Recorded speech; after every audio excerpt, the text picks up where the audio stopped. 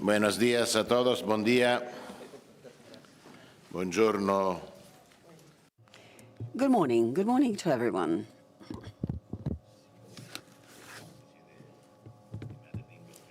Since you're not all Spanish mother tongue, I will speak Italian. Dear ministers, dear friends, welcome.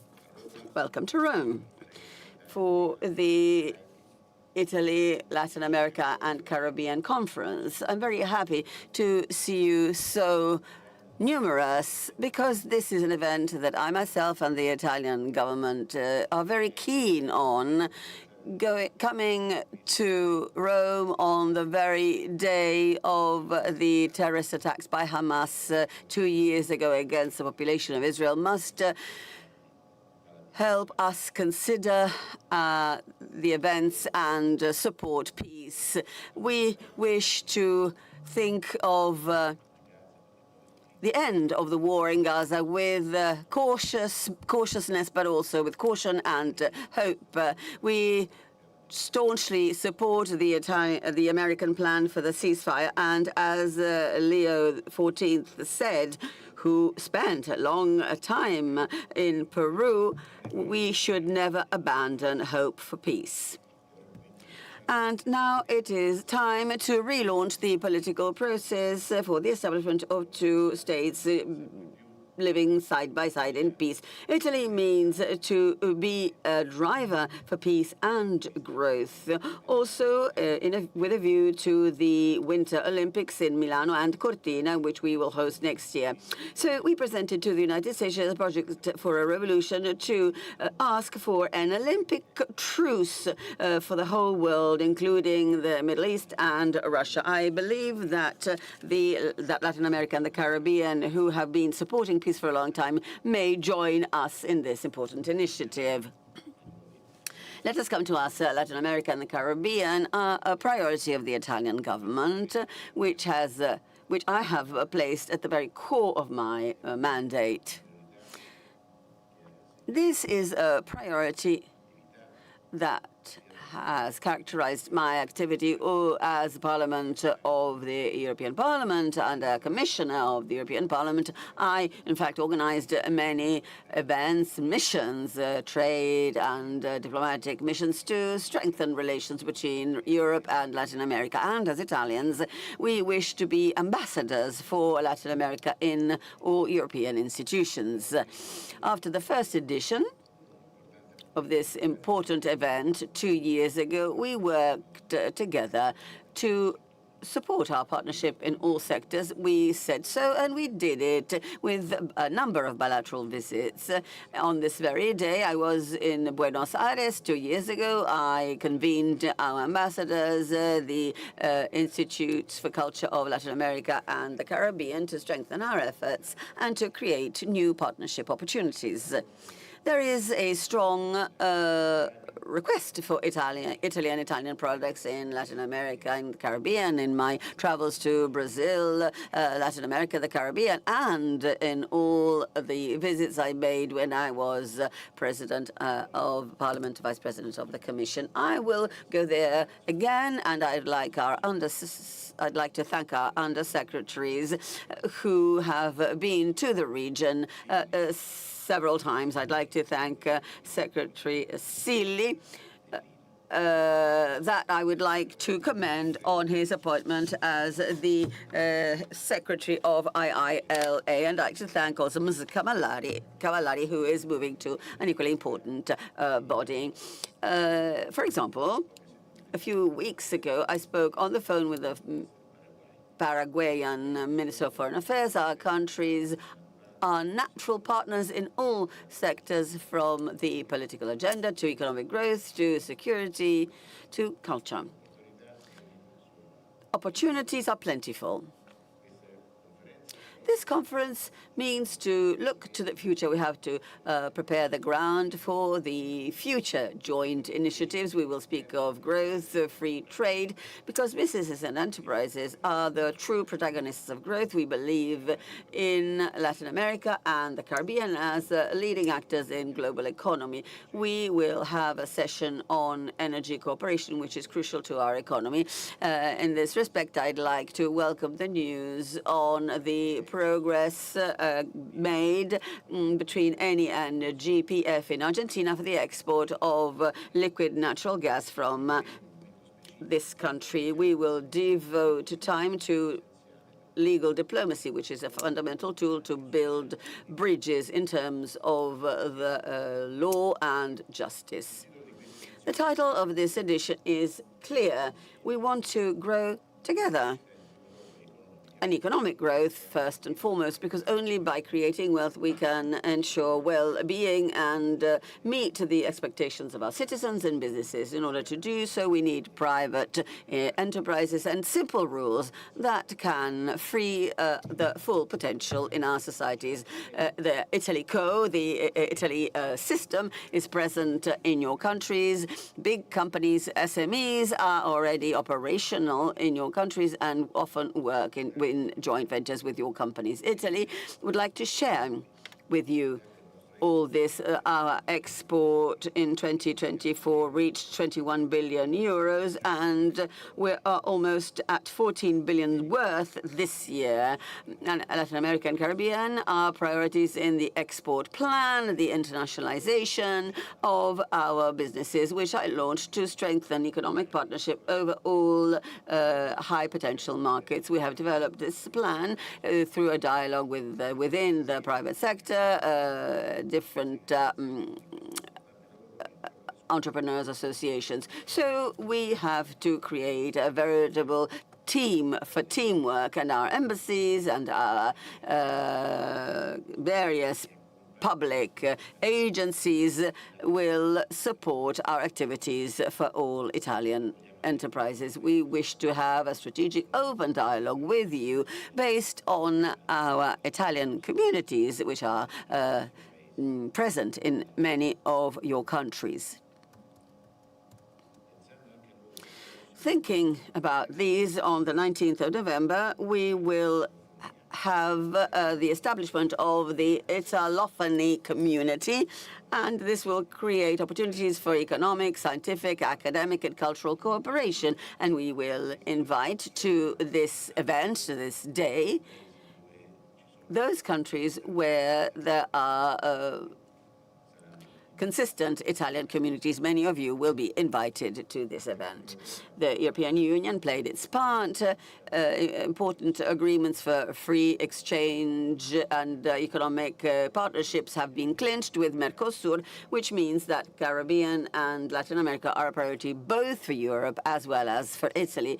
We have an economic potential to be further expanded, and we have to work together to reach these goals. Another important topic is that of legal diplomacy, which is a pillar of our cooperation. We are truly happy and proud of the results we have achieved together with the IILA, thanks to the successful program such as the Falcone and Borsellino initiative. We are in the front line with other European programs such as Parto Dos, Capopolad 3 Euro and Eurofront, which promote dialogue between institutions, law enforcement agencies and citizens. More than 3,000 Latin American judges and prosecutors have been trained in the combat against organized crime. Unfortunately, we have a dramatic experience in this field, and we are ready to supply you and convey to you all our experience and expertise in this field, both on the part of the judiciary and the law enforcement agencies. Justice and security are fundamental if we wish to have free economy, which is not affected by organized crime, which is geared more and more towards having a leading role in the business world. In the fight against organized crime, we have to keep account of financial features. From this perspective, through the work of our police forces, the Guardia di Finanza, which is specialized in the financial field, to combat organized crime in the field of financial transactions. It is useless to mention the links that we share. We share history, language, democratic values, which allow us to have a strategic and operational dialogue. Our work will consist in making choices, also with a view to the next meeting of the EU Commission and the next meeting of CELAC. We would like to be the bridge between the Caribbean, Latin America, and the European Union. Our extraordinary ties are a solid foundation over which to build together a project to deal with the present and future challenges. Know that you can always count on me personally and on Italy, because I repeat, for us, this is a strategic choice. Have a good and fruitful working day, and welcome once again in our country. And to prove the interest that Italy as a whole, has towards Latin America, Caribbean, and you, I'd like to give the floor now to a young diplomat so that he can read to you the message of President Mattarella, who addressed it to us on this occasion.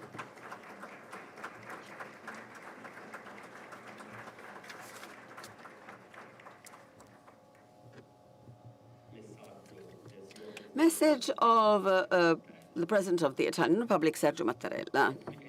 The Italian Republic has the honor of once again convening in Rome the high representatives from institutions of Latin America and the Caribbean. I'm happy to greet you all and to all the authorities present in this 12th conference, an event which is inspired by the solid ties of an economic, human, and cultural nature.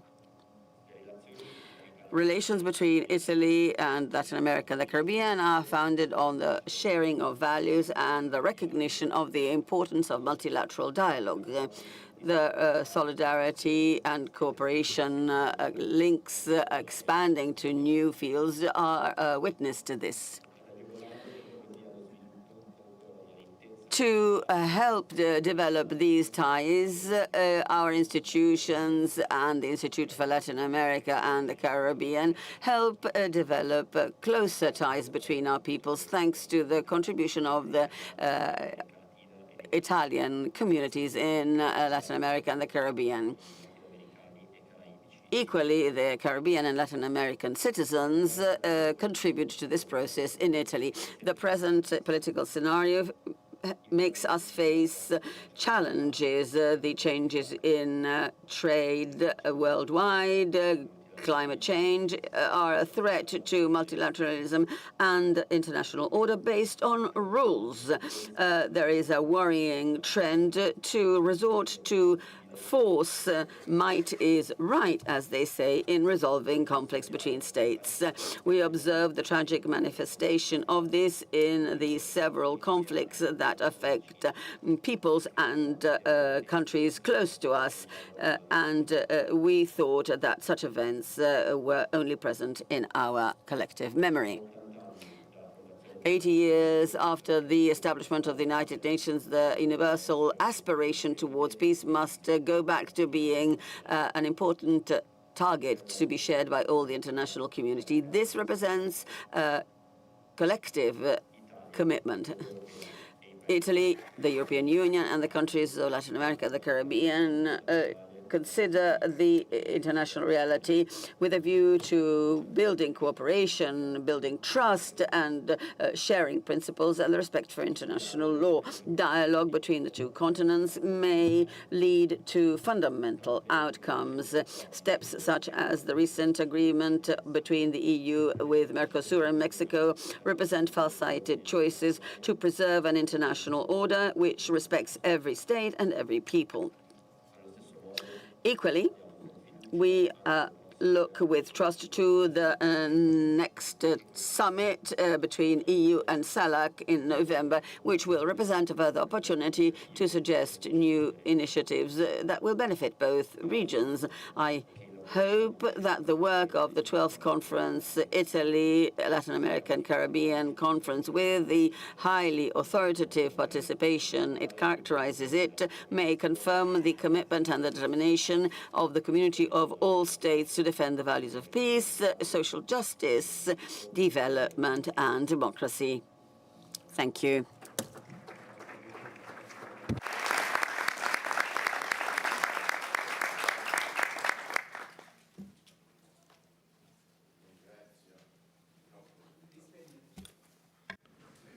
Ringraziamo il Presidente Mattarella che We would like to thank President Mattarella, who has reiterated the interest and the engagement of Italy in this area. And we'll now give the floor to Rosa Yolanda Villavicencio, Minister of Foreign Affairs.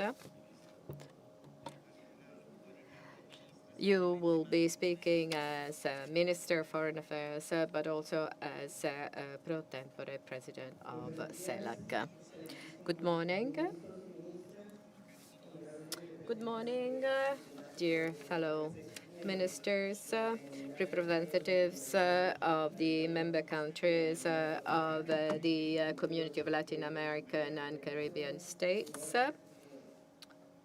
ladies and gentlemen. It is an honor for me to take the floor today at this 12th conference of Italy and Latin America. This is an opportunity for us which acts as a bridge between our two respective areas. I would like to thank the Italian government for this meeting.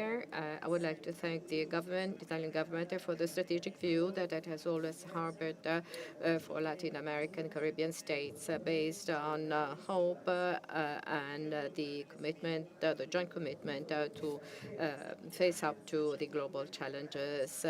This conference is an opportunity to enhance the regional cooperation in our respective countries. This is in a very important times. These are very important times we're going through.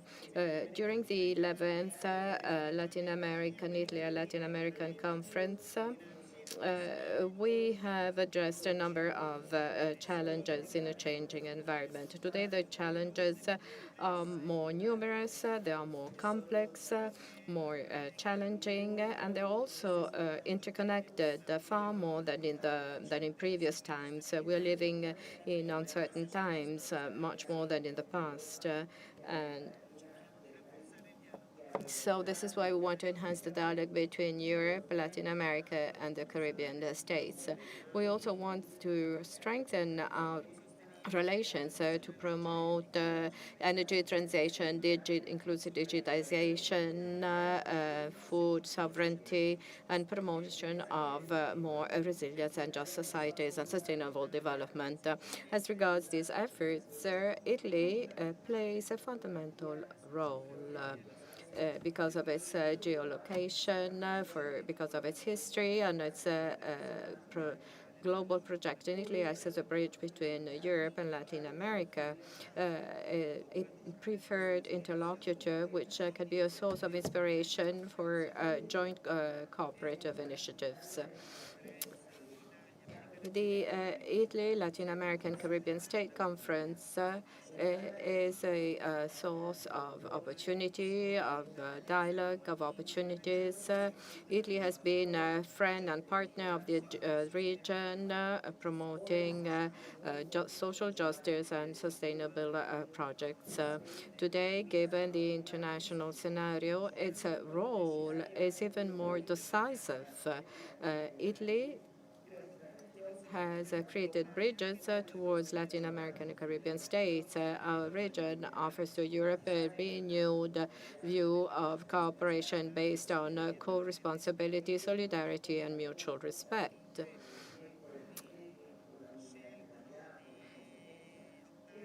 Today, some areas or parties go for unilateralism, whereas an opportunity or meeting such as this one strengthen the importance of a common interest rather than separated unilateral interest.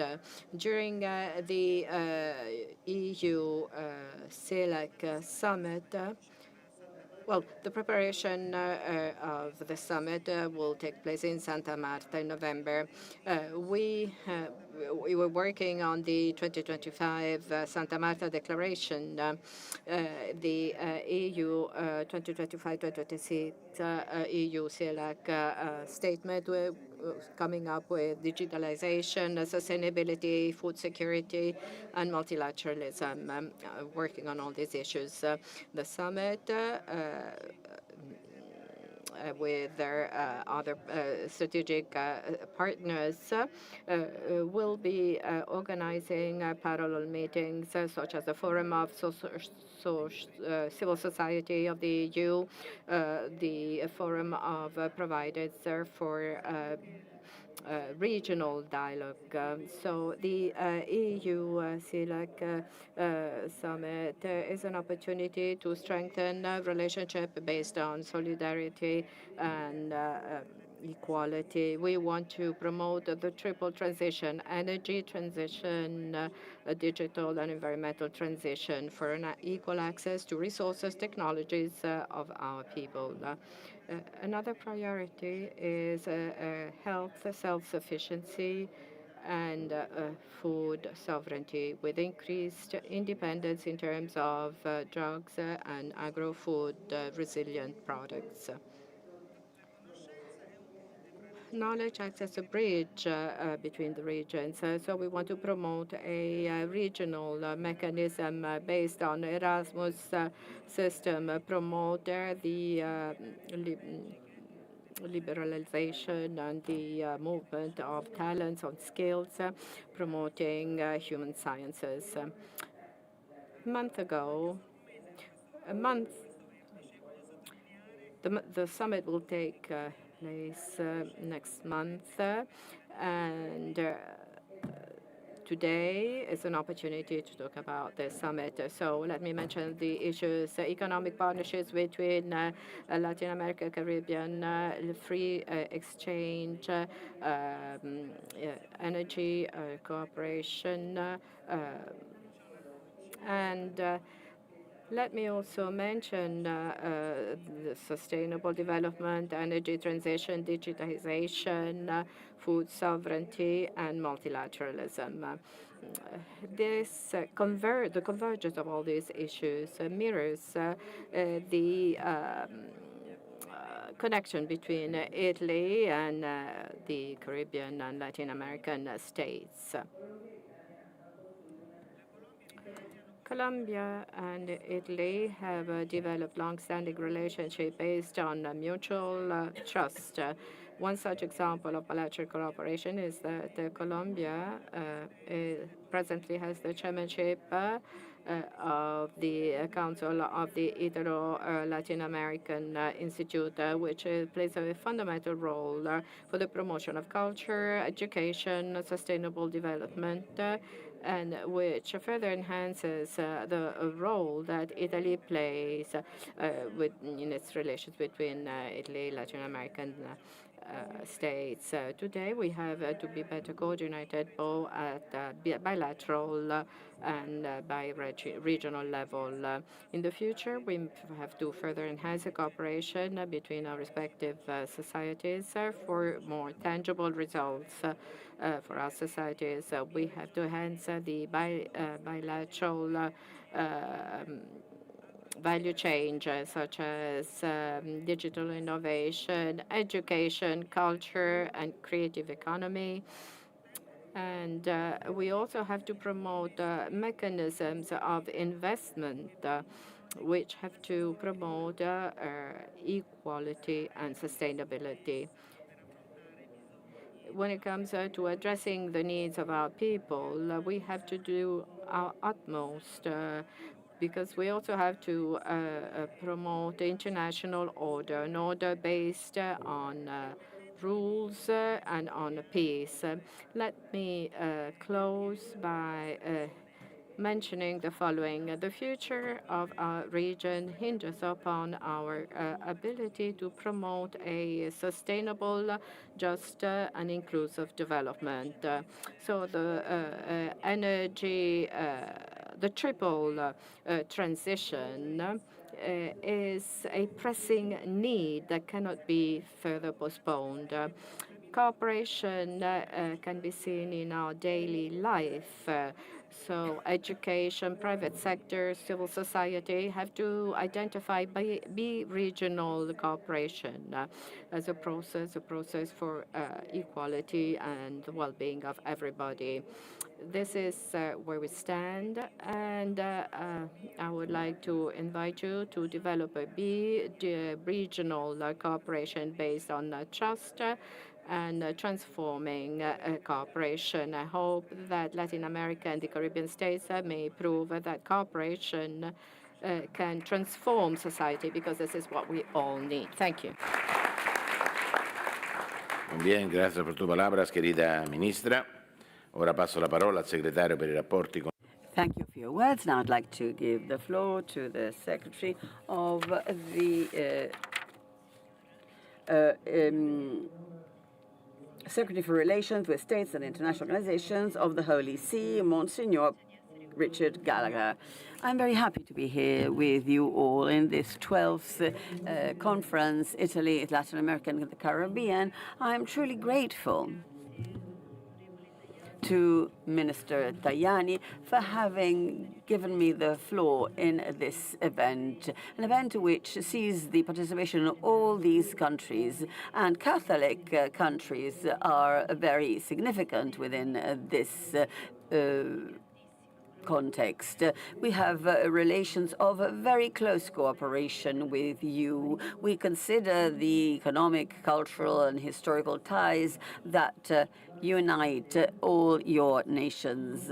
And these are ties which are far from theoretical, but which we see in the real life of the millions of citizens that in this globalized world share dreams and share their very origins. So we need to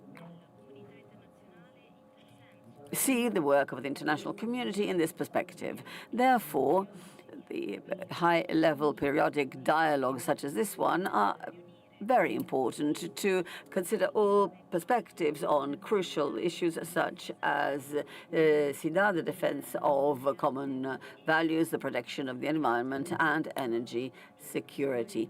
These are pivotal issues that call for a profound perspective. The Holy See considers dialogue as the best tool to search for the common good.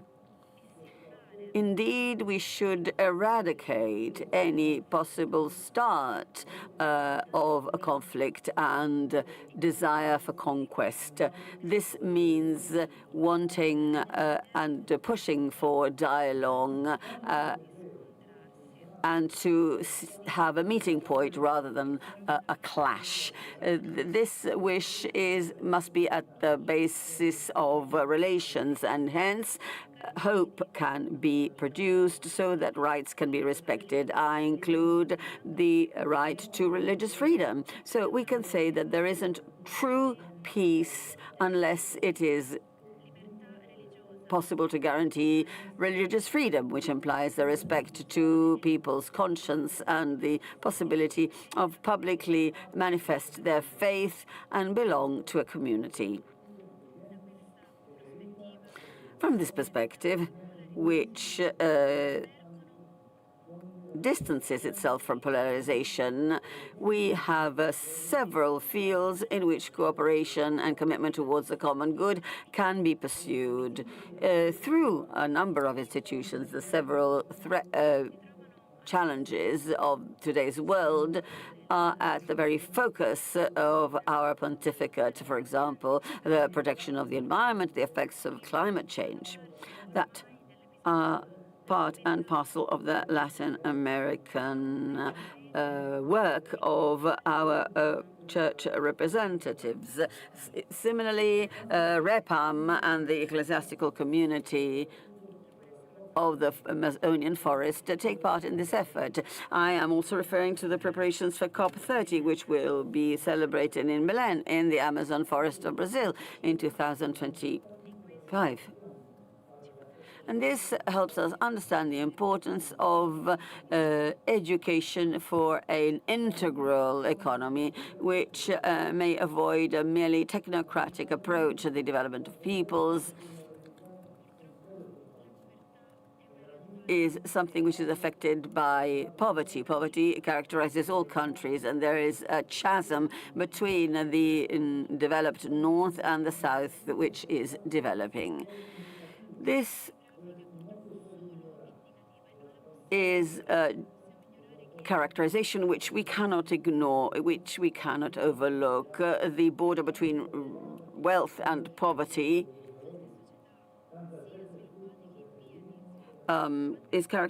characterizes both rich and poorer countries. Often,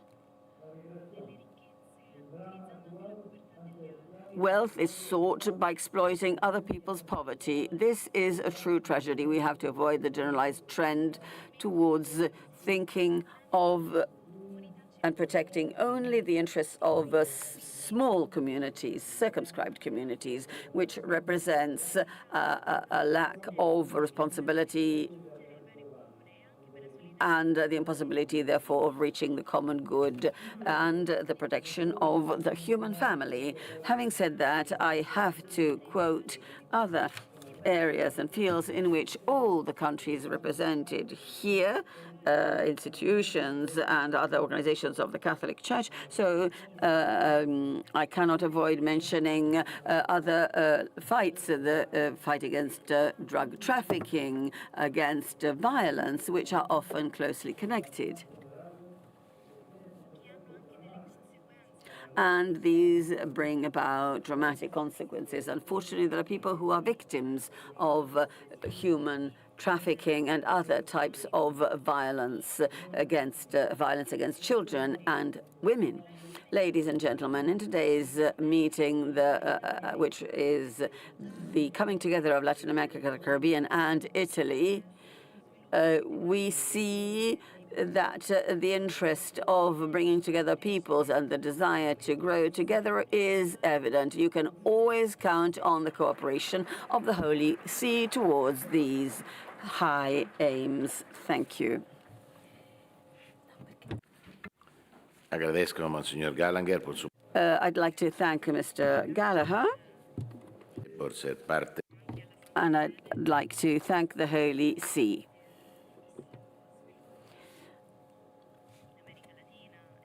And the development in Latin America and Italy, much is being done by the Holy See, and this represents another tie amongst us. Let us move on to the first session, which is devoted to economic partnership with Latin America and the Caribbean to support growth and free trade. I'm very happy to open this session. I'd like to thank the Minister of Foreign Affairs and International Cooperation of Peru, Mr. Salcedo. We would like us to have an operationally based event. So I invited all the Italian agencies for internationalization, ICE, SACE, and so on. I don't have to remind you of the numbers characterizing trade exchange between Italy and the area, which exceeded 33 billion years. And this year we had an increase of 2%. Our exports over the first months of 2025 reached something like 14 billion, while imports exceeded 9 billion euros. This proves the fact that there is a huge potential to develop our trade exchanges to benefit both your countries and Italy. Then, of course, we have to mention all the work that has to do with CELAC and Mercosur. And as one of the founding countries of the EU, we promote all this. The partnership with CELAC represents the most intensive exchanges, which amounts to 400 million exchanges. And the next summit in Colombia will give further momentum to strengthening the ties between our economies. We have mentioned Mercosur, which is a key partner for the EU and Italy. In 2024, the trade exchange between these two blocs reached 14 billion euros. And in the first few months of 2025, this reached 10 billion euros with a further increase by 8.4%. So our export, consists in machinery, transportation, pharmaceuticals, and we import from you agricultural products, fish, tobacco, food, raw materials from quarries and mines. So the exchange with Mercosur will represent a driving force for our further development exchanges without neglecting the need to protect the interests of our businesses and companies. There are a few problems regarding agriculture, but these will be solved. I'm sure everything will take the right path. So once again, I'd like to open this session in the relationship with our two regions. And I believe that Minister José Charles Salcedo shares my approach. Please.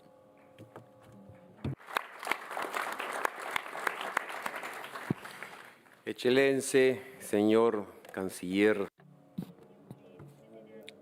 Ladies and gentlemen, Deputy President of the Italian Republic, Tajani. First of all, let me thank you. Let me thank your department, and let me thank the Foreign Affairs Ministry.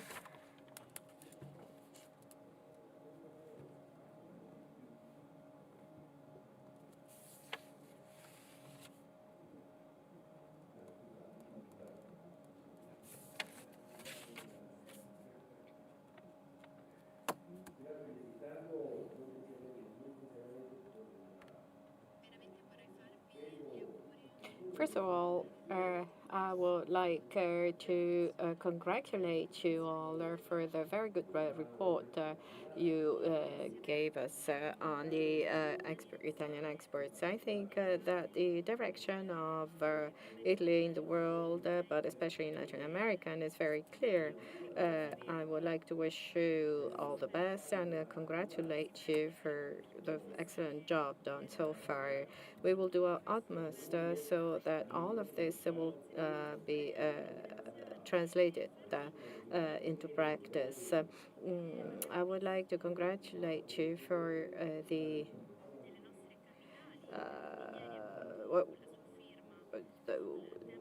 agreement you entered into that has been undersigned yesterday, the agreement between Italy and Latin America. I think we're on the right track, and I think that we have here a huge potential. These figures, this data, are extremely important indeed, and I'm not overstating this. I think we can increase tenfold all of these figures in the foreseeable future. So once again, congratulations for the work done so far. Let me say that it's a great honor for me being here today at this Italy, Latin American Caribbean State Conference. This testifies to the interest of Peru in participating in this forum of dialogue. 2 years ago, as Secretary General of my country, I participated in another such event, and I would like to thank Italy for the huge effort that has deployed in organizing this conference. on the occasion of this 12th conference with the slogan Italy, Latin America, Caribbean states, a growing partnership. Well, this has given us an opportunity to have an increased participation with all member states. And this testifies to the importance of our cooperation. We are going through challenging times. Our minister has mentioned one of the serious issues that we have to address. But this is just one issue among the many. In a world which is characterized by uncertainty, in a world which is characterized by multipolarism, where the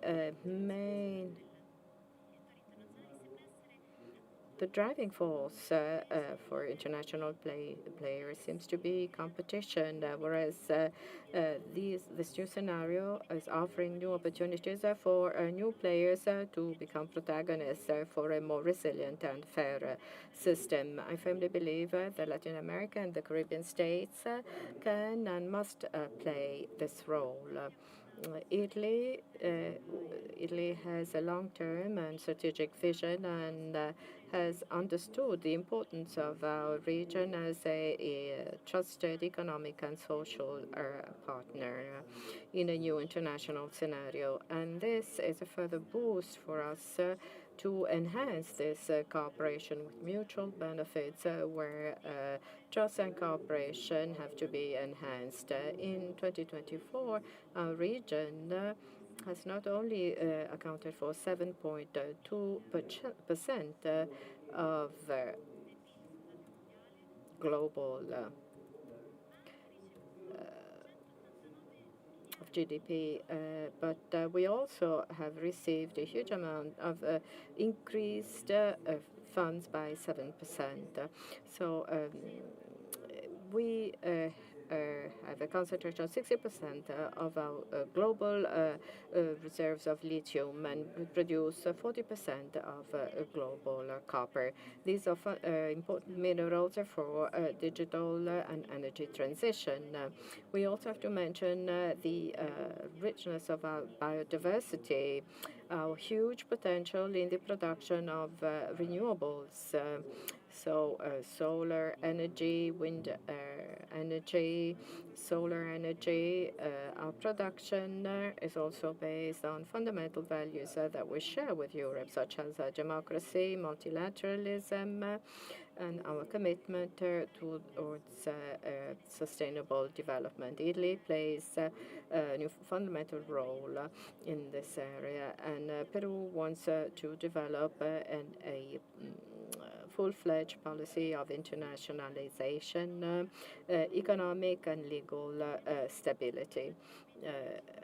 Our objectives can be attained with a 4.4 increase as an average over the last 20 years, a single-digit inflation rate over the last 30 years. Our economy will constantly grow with approximately 5% per annum up until 2028. Also through the private investment, diversification investments, competition, and also thanks to the increasing presence of Italy in Peru.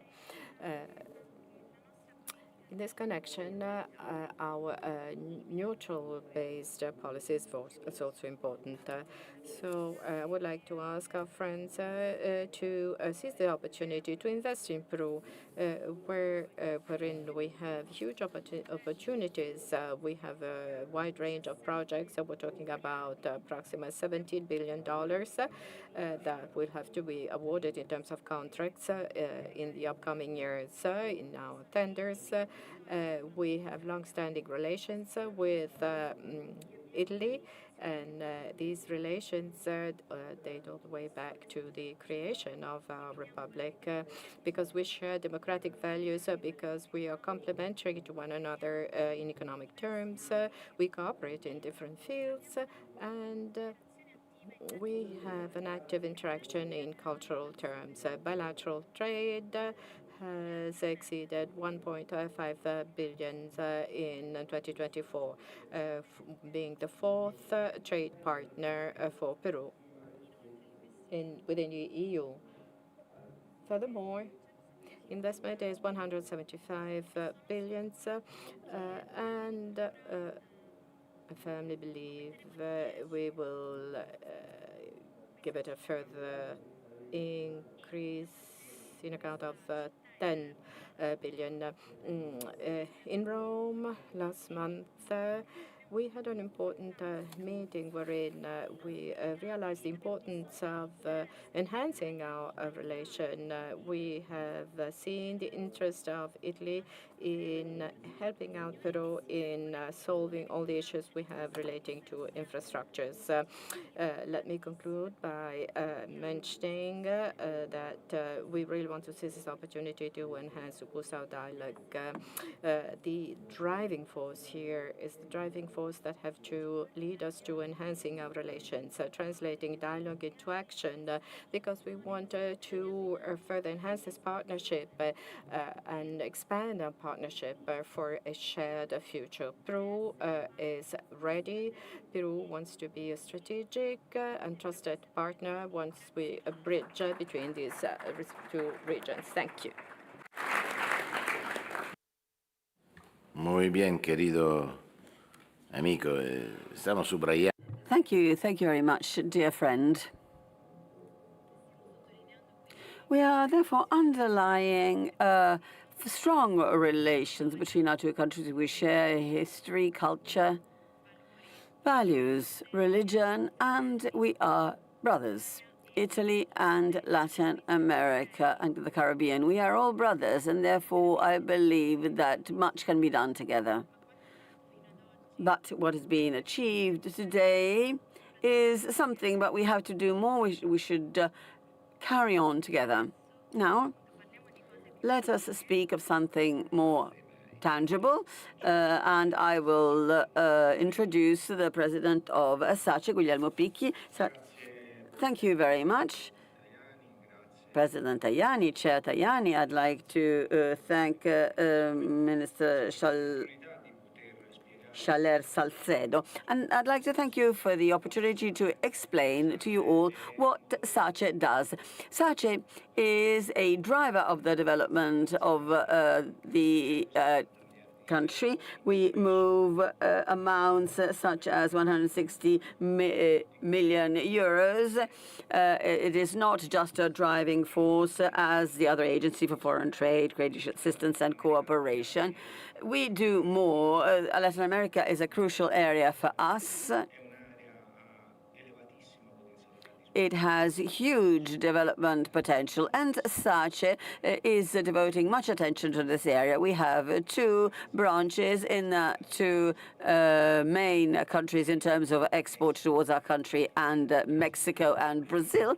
But we see opportunities that may further expand in terms of today's action. SACE is active for something like 15 billion euros in this area, and expect further growth during 2025. We also enjoy a whole array of deals that we will guarantee for. It is a strategic market, almost a domestic market, if you allow me to say so, considering what has been said by Minister Tajani. And we can together develop not just export, but also economic relations, which, of course, positively impact diplomacy, social development, and so on. So SACE, S-A-C-E, not only in terms of its guarantees and over credit and export, has a strong presence in ensuring financial guarantees within our country. This allows Italian businesses to be stronger and to go on to foreign markets with solid roots.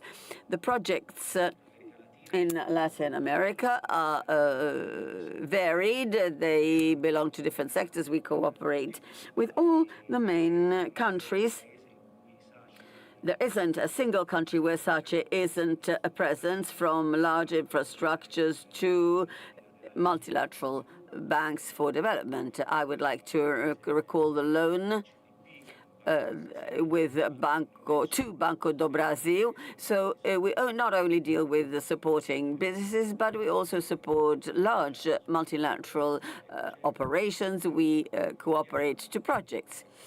So among the different SACE products, we have the ability to finance foreign businesses that decide in supplying supplying Italian companies and enjoy the supply of Italian products.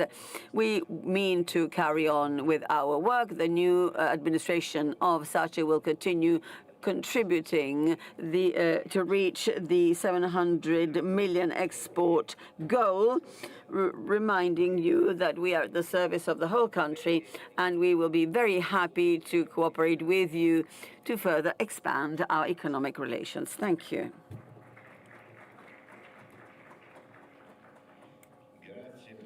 Thank you, President. Now, the Managing Director and General Director of CEMEST, Ms. Corradini d'Arienzo. Thank you very much. Chair Tajani, I'd like to warmly welcome all the authorities, ministers, and participants. As Chair Tajani said, we are a team. We represent Italy Co. And we are a system of diplomacy supporting growth. We wish to promote all our agreements and manage the growth of all countries. We do it under the aegis of the Foreign Affairs Ministry, trying to be practical, tangible, to give everyone long-term growth instruments. CEMET is a partner of Italian companies, both in terms of funding to support their international competitiveness towards export, but we are also partners of Italian companies. We are a public partner for all direct investments that Italian businesses and their joint ventures, so with local counterparts, make investments that Italian companies make in the world, Latin America and the Caribbean, and we repeat, this is a strategic part of the world.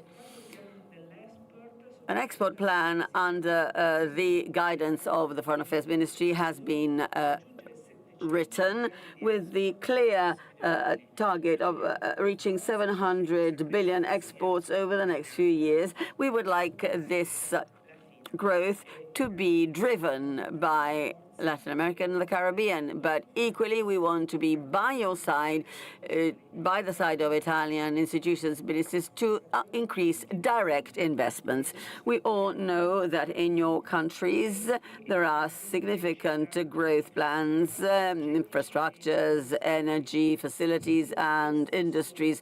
Many are in line with the many industrial sectors that Italy has. Italy is the second country in the world in terms of the variety of industrial sectors. We have many companies which already operate within your countries, but we wish to give them further growth opportunities. As CEMET, in cooperation with Cassa Depositi e Prestiti, the bank, we created a Latin America and Caribbean platform amounting to 500 billion years, making sure that your companies, the companies exporting in your countries, more competitive in terms of digitization, innovation, and human capital. We are convinced that in order to grow, we must have the best people working together to operate and create growth. This platform has another aim: supporting all the Latin American Caribbean buyers to find in our exporters a reference point. Since Sistema Italia, we have long-term payback schedules 24 months with a zero interest rate. This could be interesting in terms of machinery. This is our first and foremost export sector, so that local operators may innovate and enhance their technology, being able to repay the loan at very low rates. We, as SACE and ICE, are strengthening our presence in Latin America. We are present in Brazil, but we have a growth plan for the next few years to be even more present. Count on us, count on the Italian system. We are a very tightly knit group, which pragmatically and practical increase the value of both our sectors and regions. It is pragmatic, but also visionary. Now I'd like to give the floor to Lorenzo Galanti, Director General of the Institute for Foreign Trade. Thank you, Chairman Tajani. I'd like to greet Mr. Salcedo and all the participants to the conference. I'd like to greet you on behalf of Matteo Zoppas, our President. ICE, the Foreign Trade Agency, we see great potential for our economic and trade contacts. Our exports towards your region grew by 30% and imports by 50%. As was mentioned, in 2024, our export reached 21 billion, equal to 3.3% of our overall export capability, driving such as our mechanics, transportation, chemicals, pharmaceuticals, and precision tools. Over the first 7 months of 2025, there was a slight decrease in our exports, but an increase of imports, with a trade balance which is still positive and a growing trade exchange which will continue being vital. Let us not forget 5 billion of exports of services coming from Italy, which can be added to what I mentioned. The Italian entrepreneurial presence is significant. More than 3,000 companies with more than 200,000 employees and a turnover higher than 70 billion euros. As far as our presence as ICE, the agency in Latin America and Caribbean, we have Sao Paulo, Buenos Aires, Mexico City, Havana, and Santiago as venues for our branches, which, of course, look after the wider area, to Caracas and Rio de Janeiro further offices, and we also present in Lima and Montevideo. In our promotional plan for 25-26, we have 48 events, trade fairs, fora, entrepreneurial missions, and training programs that are envisaged, and 3 projects with large international distribution and e-commerce to bring Made in Italy onto the web. Opportunities to further strengthen our cooperation are varied and diversified.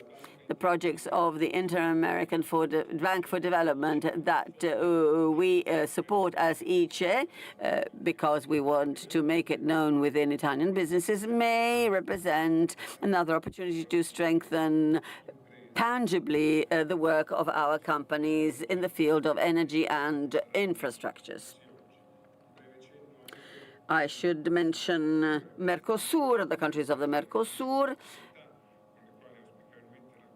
and we hope that the agreement with the European Union and Mercosur will produce more opportunities, decreasing tariff barriers, and it is essential for our Italian businesses and those of member countries of the EU to be prepared for this change. This is why we should exploit our promotional programs to prepare the field for our companies, and in particular small and medium-sized enterprises.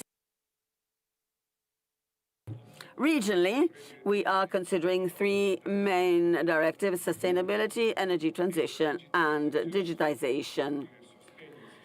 that will be the focus of the Italian contribution under the driving force of the Ministry of Foreign Affairs in cooperation with IILA and all the other Italian agencies. I'm sure that the cooperation and dialogue that will be renewed today may turn into great other new opportunities for growth. Grazie a Lorenzo. Thank you. And now I'll give the floor to Petrocelli, who is the representative of the International Department of Cassa Depositi e Prestiti. Minister Tajani, distinguished guests, ambassadors, it is a great pleasure for me being here today at the 12th Conference of Italy, Latin America and Caribbean states, which is a major forum for dialogue between Italy and a strategic area. We have long-standing relations in the cultural field, the economic and political field, and so it is a great pleasure for me being here today to address this audience also on behalf of our CEO, Scannapiego. As already said by Minister Tajani on the opening speech, we have a comprehensive approach in Italy wherein SACE, CMS and CDP promote a fully fledged system for the development of let's call it an ecosystem of long-standing partnership between our respective regions. Let me here mention two main missions of GDP, which has been operating for 170 years in the field of post-savings area, but let me also add the system of Italian businesses are being helped out by our activity in an integrated system, and we foster dialogue with our partners, so Latin American and Caribbean region, trying to define the priorities wherein to focus our investments. As a financial institution, we are also fully committed in developing activities for energy transition and sustainable development. Such as CMS, we've been using a lot of instruments, financial instruments, for the Italian businesses, important investments in Latin American and Caribbean states. Let me also mention another initiative promoted by the Foreign Affairs Ministry, the business matching platform, which fosters a direct dialogue between the various partners. We've opened up this platform in Mexico, Brazil, Colombia. 800 businesses have been participating in B2B fora, and this gives an opportunity to foster dialogue between our entrepreneurs, and we want to further develop this digital platform in the future. The other activity is the financing activities for the development and climate change. GDP has spent 4.5 billion euros for development cooperation, of which a good significant part for Latin American states, food security, for the development of SMEs. And let me also mention 2 or 3 important activities that we have promoted with local strategic partners, a funding of 300 million euros for one specific project to support green projects in sustainable transport, energy efficiency, and urban development, with a knock-on effect in all sectors.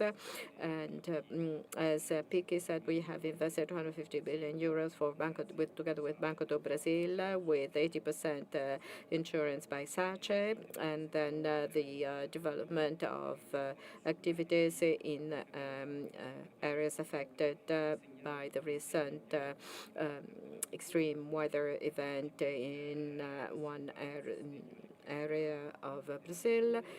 So then the funding for Fond Plata for green projects in Rio de la Plata with a focus on renewables and low emission projects, efficient use of water management resources, and we have developed a dialogue with worth of another 500 million euros for other projects, and we work jointly with the European Commission and our European partners so that the European Global Gateway program be better focused on Latin American and Caribbean states with flagship projects where GDP can give its contribution. Let me say that all of this is being done in tight connection with many countries which are here represented with the CAF, I've already mentioned, the Inter-American Development Bank, and many other regional development banks with which we operate within the framework of the, for instance, G20 network. And I would like to thank you all for the very good cooperation we had so far. We will be participating in the upcoming conference in Belen, and this is a strategic partnership that we are very keen in further developing. Thank you. Grazie. Ora passiamo al dibattito. Thank you. And we have many requests for the floor. We would like to kindly ask you to speak for no more than 2 or 3 minutes at times each. Jamaica, you have the floor. Co-chairs. Grazie, buongiorno, Ministro Tajani, signore e signori, cari colleghi. È un grande piacere per me oggi partecipare And Caribbean Ministerial Conference, and I wish to commend Minister Tajani and your team, and indeed the government of Italy, for its continued leadership in convening this biennial strategic dialogue. As SDG 17 reminds us, global goals cannot be achieved in isolation. And in this ever more unpredictable world, and indeed, Minister Tajani, you reminded us earlier of the critical nature of peace as a precondition to economic prosperity. So this conference's focus on economic partnership to support growth and free trade, therefore, strongly resonates, and perhaps even more deeply, as partnerships are indispensable to small, vulnerable economies like Jamaica and others in the Caribbean. Regrettably, many of us remain caught in a paradox classified as upper middle income economies based on particular criteria and thus excluded from concessional financing while still grappling with structural vulnerabilities that limit the capacity for self-sustained growth. But in this context, the CARIFORUM EU Economic Partnership Agreement, with its comprehensive scope, remains a vital framework for trade, investment, and development cooperation. And while the full promise of the EPA remains unrealized, this also means that there is great potential left to explore and exploit. Apart from scope for greater direct investment in Jamaica, there are untapped opportunities in the export of services to the EU, in which Jamaican creatives, athletes, professionals, and other service providers are eager to engage. Our reggae music can be heard in the cafes on Via Piave in this beautiful city, and our models have walked for global fashion houses in Milan, such as Armani and Gucci, demonstrating the dynamism of our talent and the potential for deeper cultural and commercial exchange. We therefore urge the EU, through Italy's sustained leadership, to deepen the partnership dimension of the agreement, ensuring that small, vulnerable economies can tangibly benefit in a sustained and sustainable manner. The Jamaican government deeply appreciates Italy's involvement in EU's strategic partnership on development cooperation, from digitalization, infrastructure, and agriculture to security.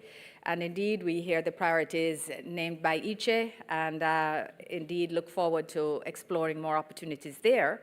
I mentioned in passing By way of example, a Jamaica-Italy partnership under the CELAC Digital Accelerator Program, which is helping to enhance security within our financial sector among the private sector, demonstrating another impactful aspect of our bi-regional and bilateral collaboration. Furthermore, Italian investment in the Jamaican spirits industry, facilitated by the conclusion of our double taxation agreement, is a testament to what strategic partnership can achieve and how good a place Jamaica is to do business, with J. Ray & Nephew now ranked as the 4th largest business unit in the Campari Group's global operations.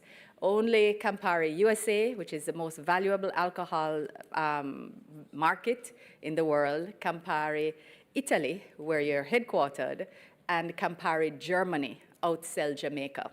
So when your agencies think about the larger countries, we're also inviting you to think about the smaller countries with stable economies and strong political stability, which are also excellent to do business.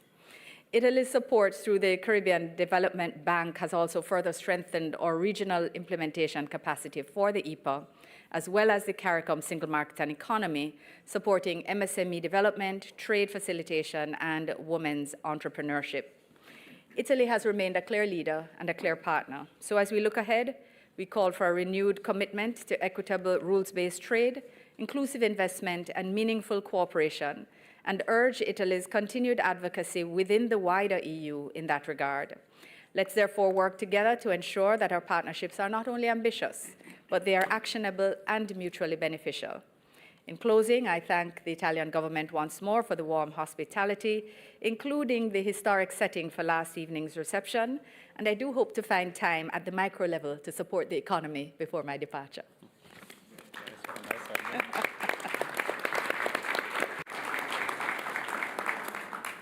Thank you very much. Ahora tiene la palabra el ministro de Asuntos Exteriores de Guatemala, Carlos Ramiro Martínez. Now, for the turn of the Guatemala Minister for Foreign Affairs, good day. Good day, Chairman Tajani, Minister Tajani. Thank you for the excellent hospitality offered by Italy on the occasion of this conference, and I'd like to thank Mrs. Cavallari and all the representatives and delegates on this conference. It is a great honor for me to share this day with you and this first session to reflect on what Guatemala believes can be done in strengthening cooperation with Latin America and the Caribbean with Italy. The economic partnership can promote national and regional development. Central America is advancing in terms of economic integration through the National Logistical Plan planned for 2035, which will serve to digitize and connect digitally all the countries in Central America so as to promote the dissemination of good practices and international standards that may guarantee quality in terms of technical assistance. We have an agreement of the associations between Latin America and Central America, which is based on 3 pillars: political dialogue, cooperation, and a trade pillar, which has allowed for greater development and which allowed for greater economic integration, access to markets, attracting investments, strengthening the value chain in our region. These initiatives are fundamental, but we must try and concentrate on different actions. We should look to axes such as strengthening regional trade. Guatemala is a natural bridge between the Caribbean and Central America. We have a fundamental role in terms of the regional market. We are a growing economy, and we want to improve our economic capabilities so as to increase our growth in this field. Our relationship with IILA plays a fundamental role because it is a fundamental partner in sustainable development and in promoting technical growth. Guatemala believes that this is an incredibly important cooperation because it is transformed into cultural, language, and food initiatives. It is important to attract foreign investment as well. We're living through a special phase. Guatemala tries to consolidate its role as the final destination of investments. We have a young population. The economy is growing with a projection of 3.8 rate of growth. We are a reliable partner within the region. We have to promote digitization and innovation, trying to foster an economy of knowledge, trying to also support connectivity. This approach must be sustainable. Yes, of course, macroeconomics is important, but we have to consider the well-being of our people. Development must be inclusive, resilient, and connected to cultural and local realities. Let me conclude. The economic association between Italy and Latin America is a business opportunity, of course, but it's also a platform to be able to transform our region and the ties that connect us with a view to the future. Italy, with its experience in the field of circular economy, is a fundamental partner from this perspective. And this is why you are inviting all present entrepreneurs to discover what is the potential of Guatemala, to invest with great awareness to promote a resilient development model. Thank you.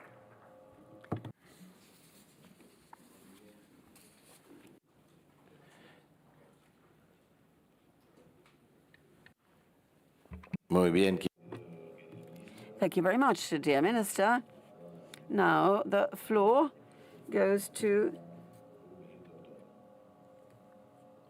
the next speaker. The Minister and the representative of Guyana. Heads of delegation, ladies and gentlemen. The world has evolved significantly and the dynamics of the international community has shifted since the launch of this biennial forum in 2003. Growing economic inequality, climate change, energy security, food insecurity, and significant demographic shifts are recognized as some of the major challenges that require international attention and policy solutions. Now more than ever, partnerships have become crucial elements for building up our national economies. Over the years, we have acknowledged the structural inequalities and gaps that exist within our societies and across our countries. We must now take a conscious effort to pursue solutions towards effective strategies that would bridge these economic gaps and overcome the direct and indirect barriers to trade. This session's theme, Economic Partnership with Latin America and the Caribbean to Support Growth and Free Trade, creates the opportunity for serious conversation on the fashioning of an enabling environment for the advancement of business investment and the expansion of trade links between and among our countries. We can do more to expand these arrangements and to encourage increased trade and commercial activity between our regions. We can develop strategic partnerships to achieve these objectives. The rapid global changes and challenges to the rules-based order anchored in the United Nations Charter highlight the urgent need for shared solutions and reinforced by regional partnerships. The mechanism offers a valuable framework for effectively tackling common economic and developmental challenges while advancing our mutual interests. Guyana recognizes the vital role of international trade as a strategic instrument to deepen political and economic relations. We wish to underscore the significant expanding and deepening collaboration, free trade and economic partnership agreements between the European Union and Latin America and the Caribbean countries as an essential means of fostering inclusive, fair, and sustainable growth. From a national perspective, trade between Guyana and Italy has increased significantly between 2015 and 2024. While the statistics reflect growth in Guyana-Italy trade relations, it also highlights that there is scope for greater inclusivity, regarding the spectrum of goods and services to be pursued through commercial activity. The economic transformation of our country is premised on the preservation of social and cultural mores, as well as our respect for democracy and democratic values, the rule of law, and human rights. It is further predicated upon ensuring that our regions remain secure and peaceful, with due respect to sovereignty and territorial integrity, fundamental principles which Guyana continues to uphold in very high esteem. As Guyana reaffirms its commitment to initiatives that encourage inclusive, balanced, and sustainable economic partnerships, we look forward to working collectively toward shared progress and resilience. As I conclude, Guyana expresses sincere appreciation for this initiative to strengthen the economic partnership between Italy and countries of Latin America and the Caribbean, and commends Italy's continued commitment to advancing the important effort that promotes closer economic integration. I thank you.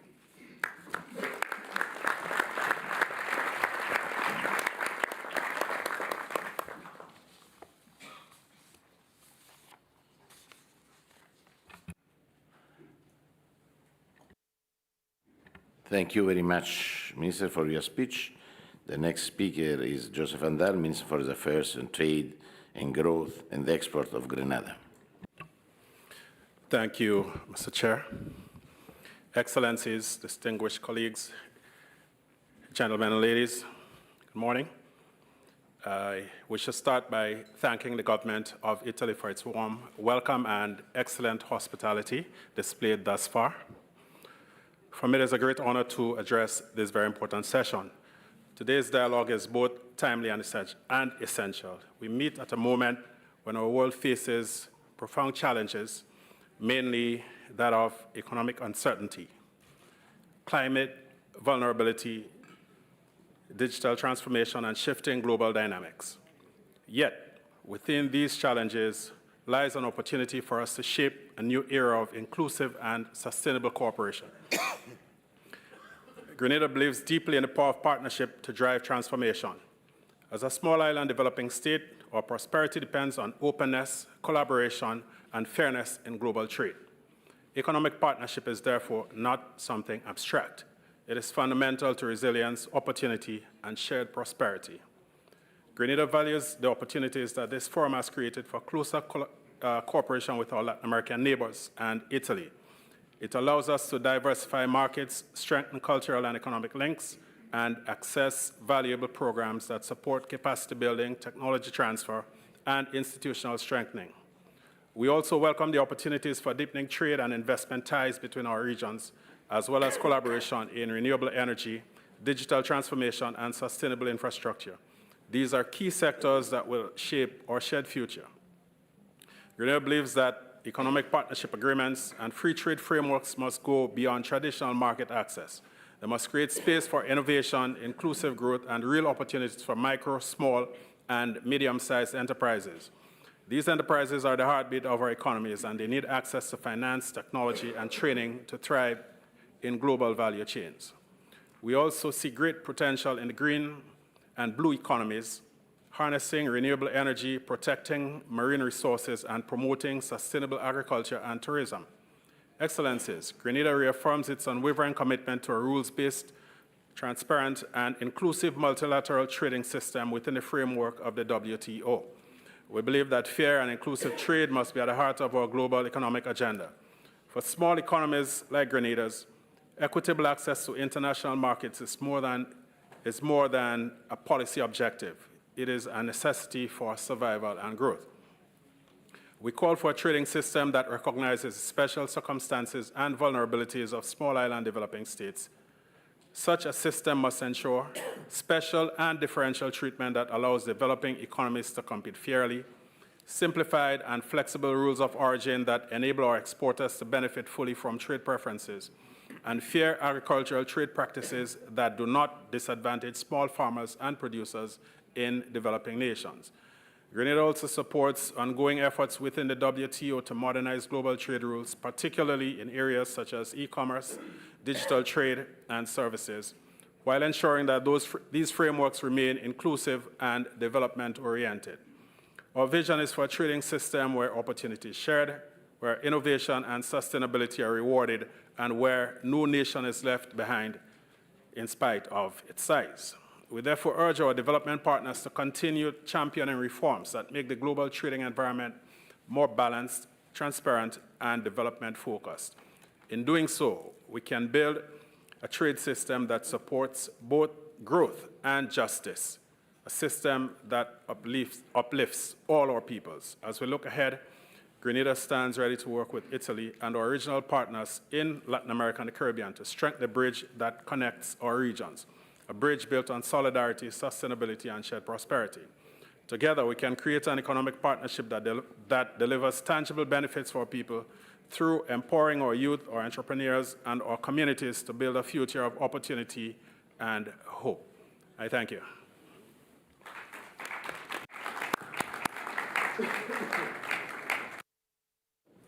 Thank you very much, Joseph, for your speech.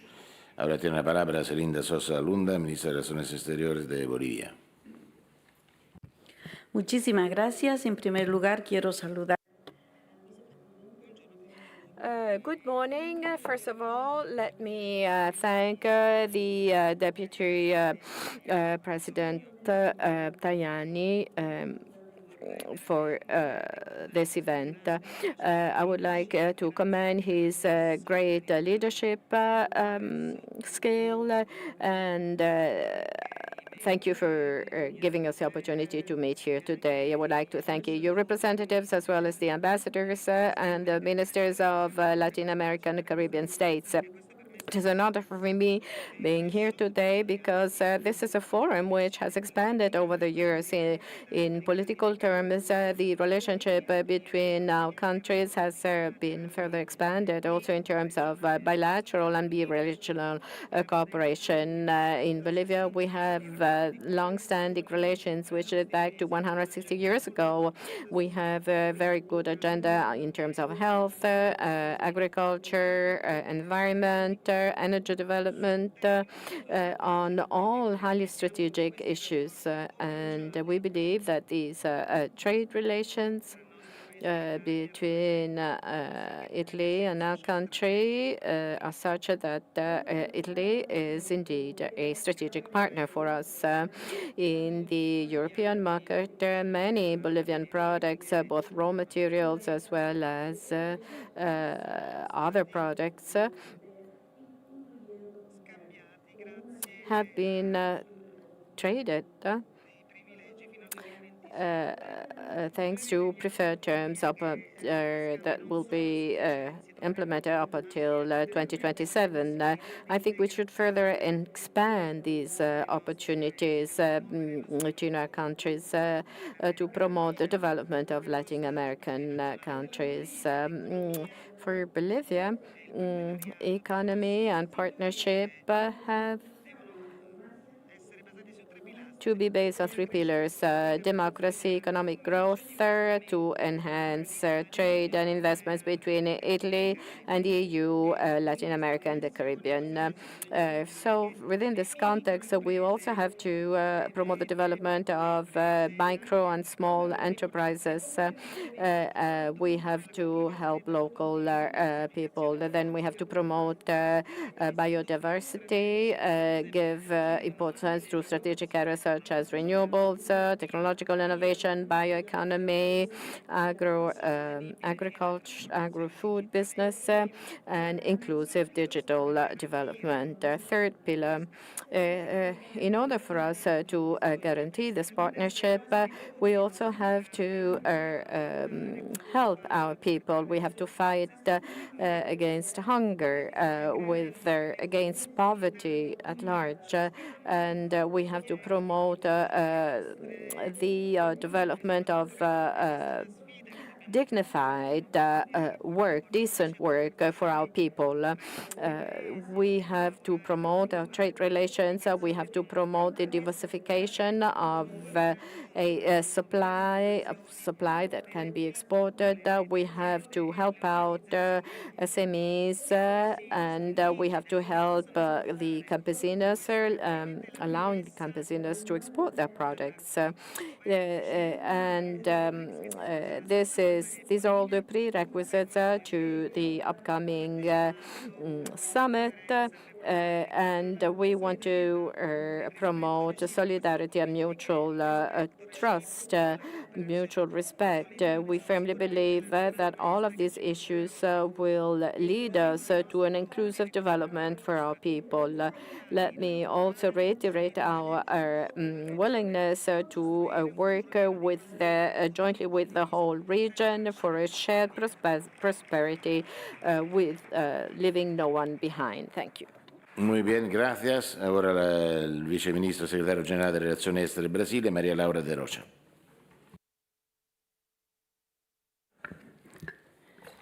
Senhor Ministro dos Negócios Estrangeiros e da Cooperação Internacional, Antônio Tajani, Senhora Secretária-Geral da Organização Internacional Ítalo-Latino-Americana, Antonella Cavallari, Senhor Secretário-Geral eleito, Giorgio Cili, caros colegas, representantes dos países membros. Saúdo o governo italiano e a ILA pela exitosa organização desta 12ª conferência. A cooperação econômica ganha importância crescente para nossos países em contexto internacional desafiador. As ameaças enfrentadas pelo sistema multilateral em geral e pelo sistema multilateral de comércio em particular exigem a união de forças. É necessário salvaguardar o patrimônio que construímos ao longo de muitos anos. A ILA é sujeito e testemunha desse processo. Passadas quase 6 décadas de sua criação, suas finalidades permanecem atuais. A ILA reconhece a cooperação econômica como ferramenta de apoio ao desenvolvimento. Trata-se de pilar fundamental em um sistema internacional interdependente. O Brasil entende que, se queremos uma diplomacia econômica eficaz e sustentável, não podemos abrir espaço para unilateralismos. Para que a cooperação econômica redunde em resultados concretos, não se pode perder de vista o fator social indissociável da pauta da sustentabilidade. Nesse aspecto, parcerias econômicas devem ter como premissa os Objetivos do Desenvolvimento Sustentável e a Agenda 2030. Assim, é possível convergir sobre iniciativas que tragam benefícios concretos às nossas populações, a exemplo da Aliança Global contra a Fome e a Pobreza, lançada durante a presidência brasileira do G20. Combater a emergência climática e promover a inclusão social são condições fundamentais ao crescimento sustentável. A COP30, a ser realizada sob a liderança do presidente Lula em novembro próximo, no coração da Amazônia, representa a oportunidade única para a implementação dessa visão. Exemplo bem-sucedido de diplomacia econômica, o Acordo de Parceria Mercosul-União Europeia, em vias de aprovação no Conselho Europeu, servirá como paradigma a iniciativas semelhantes no espaço ítalo-latino-americano. Além de impulsionar a integração econômica, reforçará compromissos nas áreas de meio ambiente, democracia e responsabilidade social empresarial. O Fórum União Europeia-CELAC, cuja próxima cúpula terá lugar na Colômbia, em novembro, constitui ambiente adicional no qual podemos trabalhar sobre nossas convergências. As iniciativas da ILA podem servir de catalisador para aprofundar a interação com esses e outros fóruns, tendo por base sua ampla rede de acordos quadro. Gostaria de registrar o reconhecimento do governo brasileiro pelo trabalho da secretária-geral Antonella Cavallari, uma amiga do Brasil e da América Latina e Caribe, na sua gestão frente à ILA. O histórico de cooperação dessa organização, cara secretária-geral, comprova a força dos valores e propósito que nos une. Desejo todo êxito à futura gestão de Giorgio Cili à frente da organização, com a certeza de que as reflexões promovidas nessa 12ª conferência trarão perspectivas inovadoras para as parcerias econômicas sustentáveis. Muito obrigada.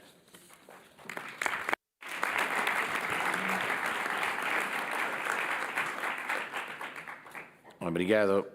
Ahora tiene la palabra Víctor Alfredo Verdún Bitar, viceministro de Asuntos Exteriores de Paraguay. Muchas gracias, presidente. Nuestro reconocimiento a Italia y a la organización por este estupendo encuentro y por el trabajo desarrollado, y quiero expresarle también el saludo del canciller Rubén Ramírez, con quien tuvo el gusto de conversar hace poco. Un saludo también a los señores cancilleres. Celebramos la importancia que Italia otorga a su relación con América Latina y el Caribe, reflejada en este valioso espacio de diálogo. Para el Paraguay, la relación con Italia es estratégica y se sustenta en una visión compartida en múltiples ámbitos. En este segmento, donde hablamos sobre el libre comercio, no puedo dejar de referirme al acuerdo Mercosur, Unión Europea. I can only recall the Mercosur European Union opportunity that will be clinched soon. This is an opportunity which will include a market of 800 million inhabitants, 25% of world trade. The position of my country is very clear. We hope to have relations with Italy and with Europe, allowing us to compete, to prosper together. We are not asking for any favored treatment, but we call for spaces for greater trade. And we do so with openness and bravery. Protectionism limits us, and it postpones the well-being of our people. Our growth amounts to 4.1%. We offer incentives for investments, and we are proving that we can bet on a reliable, open, and clearly outlined future. We know what the challenges are like. We are struck by the world scenario marred by forced migration, poverty, inequality, and we seem to be increasingly fragmented in the world, without forgetting the security crisis that is happening in many countries in the world. So, I'd like to thank Italy and the organizers that allow us to fight against this scourge. And I'd like to mention Eurofront and the Falcone and Borsellino projects, which are highly beneficial. We are living in a situation of constant crisis, and trade is, of course, marred by these crises. However, it also represents the antidote to these stalemate situations. If we raise trade barriers, we also promote a situation whereby hope and progress are denied. This is not acceptable in a world that calls for cooperation and development. In any case, we will continue to repeat, and the excuses are plentiful not to open ourselves to the world. But if we close in on ourselves, we limit our own possibilities for development. We must be brave. We need political bravery. It is not acceptable to treat trade such as a secondary issue. We must remember that trade must be a priority on our agenda, but an agenda which must be economic, social, and political. So this is why it is good to participate in these events. This is the most important event between Italy, Latin America, and the Caribbean, which allows us to place at the core what is fundamental for the development of all our countries. Prosperity doesn't exist without commerce. There can be no peace without trade and exchanges. Of course, I'd like to also stress the great work made by Secretary General Ms. Cavallari, a great friend of Uruguay, and wish her every success in her new posting. I'd like to thank Honorable Sealy, and we wish him the best for his work, and I'd like to also confirm our cooperation. It is always a great joy to come back to Rome. Thank you. That was said in Italian.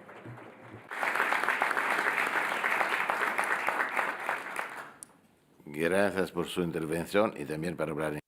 Thank you very much for your contribution, and thank you for having spoken some Italian.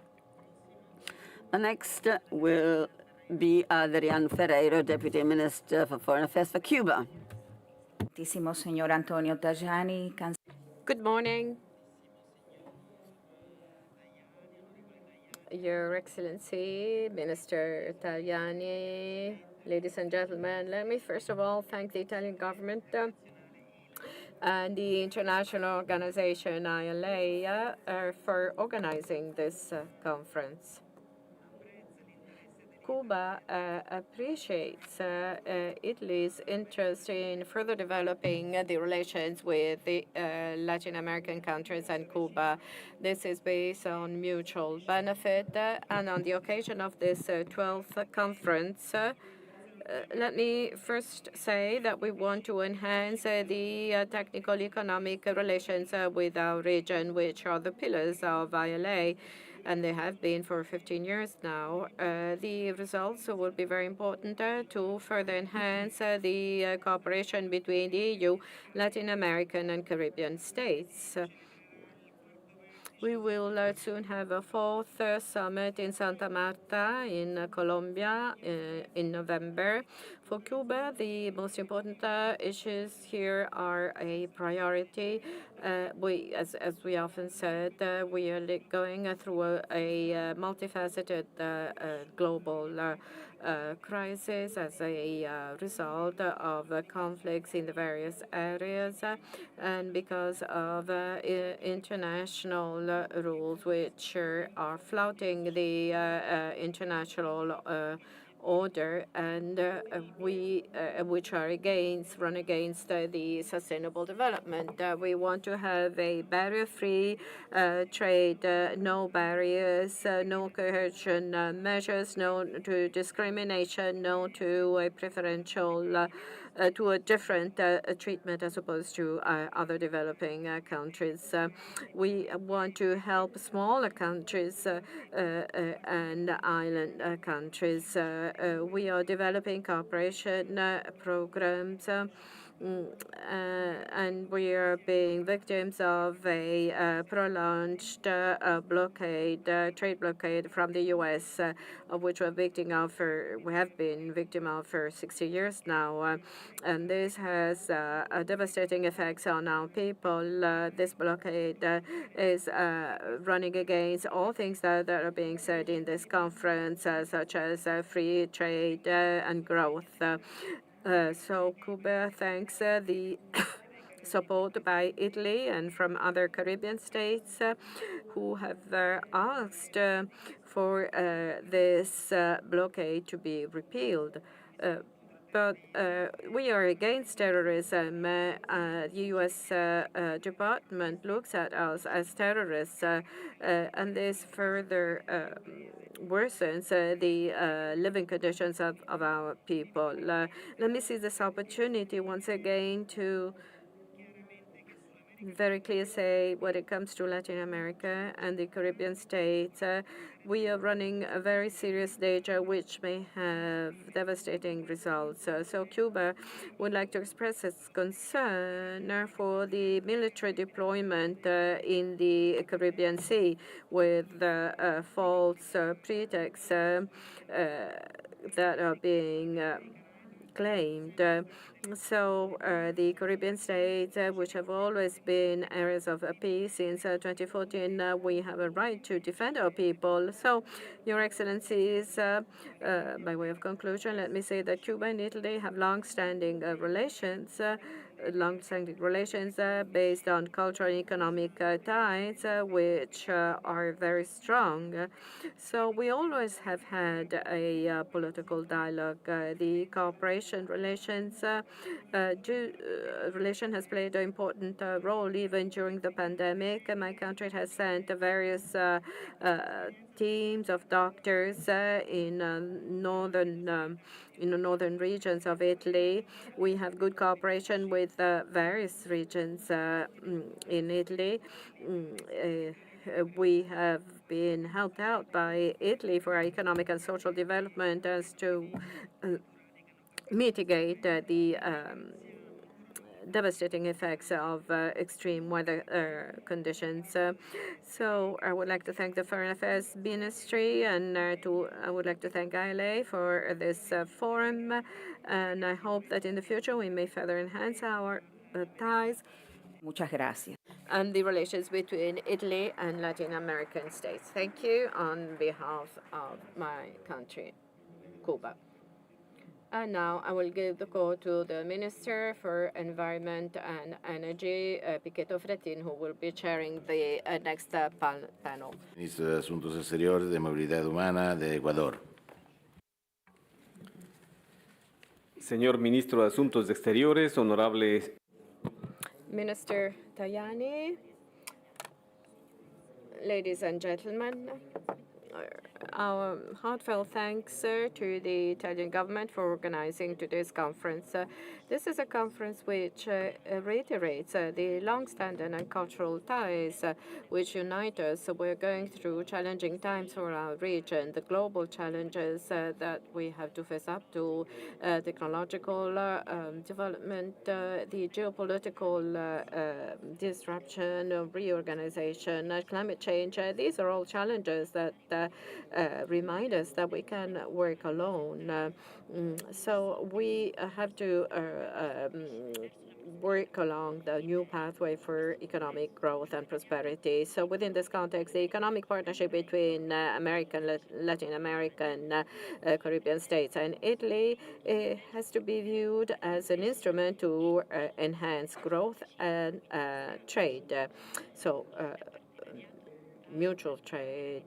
So partnership goes beyond the reduction of tariffs. We have to develop the new supply chains. We have to talk about promotion of innovation. We have to be sure that trade goes hand in hand with sustainable development. Ecuador strongly believes that this is the right pathway to follow. Mutual trust and clear-cut rules and shared prosperity. The principles of complementarity and free trade have to be translated into tangible projects in partnerships that may produce new employment opportunities and prosperity for our people. I hope this conference may sign a further step ahead towards a more inclusive and resilient partnership. Thank you all. Muy bien, gracias. Ahora tiene la palabra María Teresa.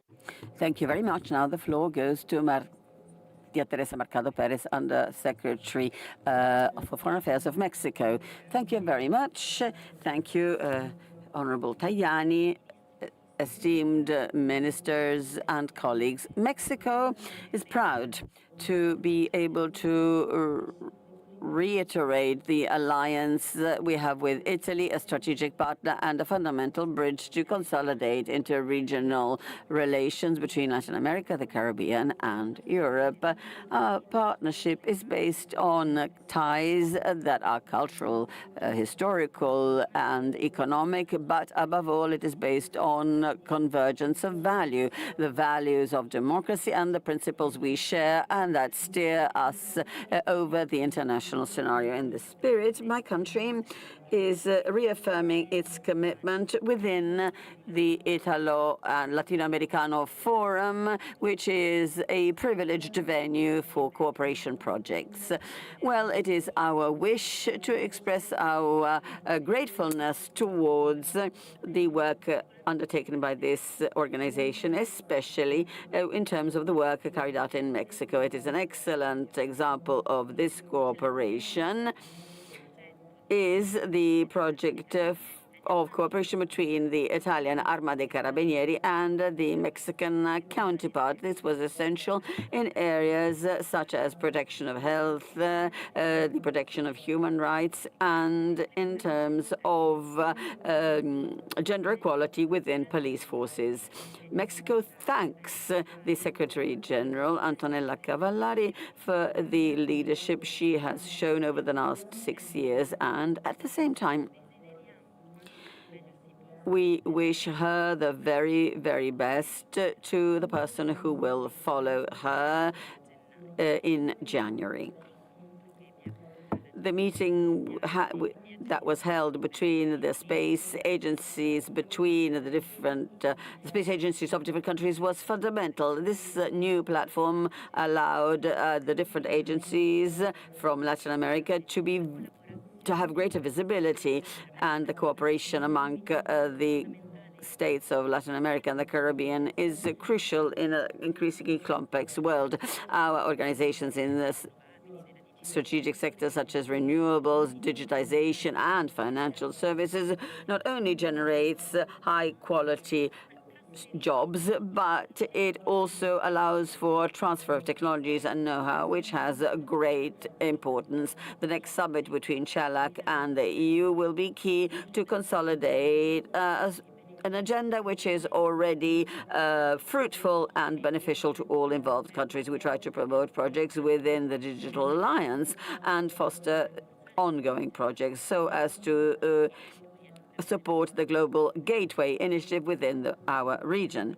We are absolutely sure that the global agreement between Mexico and the EU to upgrading technologies in our countries will allow us to increase access to the different markets and to enhance the bidirectional value chains of our countries. This will allow us to also increase links with Italy, which is a third trade partner within the EU. Mexico is not only a reliable partner, but it is a partner capable of offering strategic opportunities. The government has outlined the so-called Mexico Plan, a pathway which is worth $277 billion worth in investments to reach food and energy self-sufficiency, at the same time improving the living conditions of our people, focusing on infrastructures, education and social well-being. Mexico can rely on its Latin American and European partners to make these projects real so that we can carry on building together a space of shared solidarity. Thank you.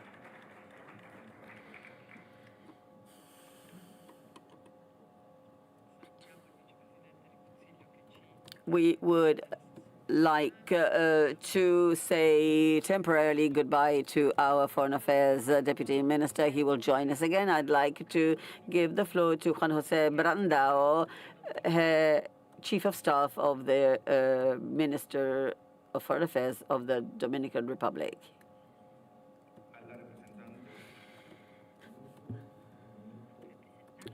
High Representative, Ministers, Ambassadors, heads of delegation, good day to you all. Latin America and the Caribbean have become increasingly strong in terms of the global economy. Between 2024, the average growth in the region exceeded $1.28 million, the result of the efforts made to diversify markets and to strengthen our participation within value chains.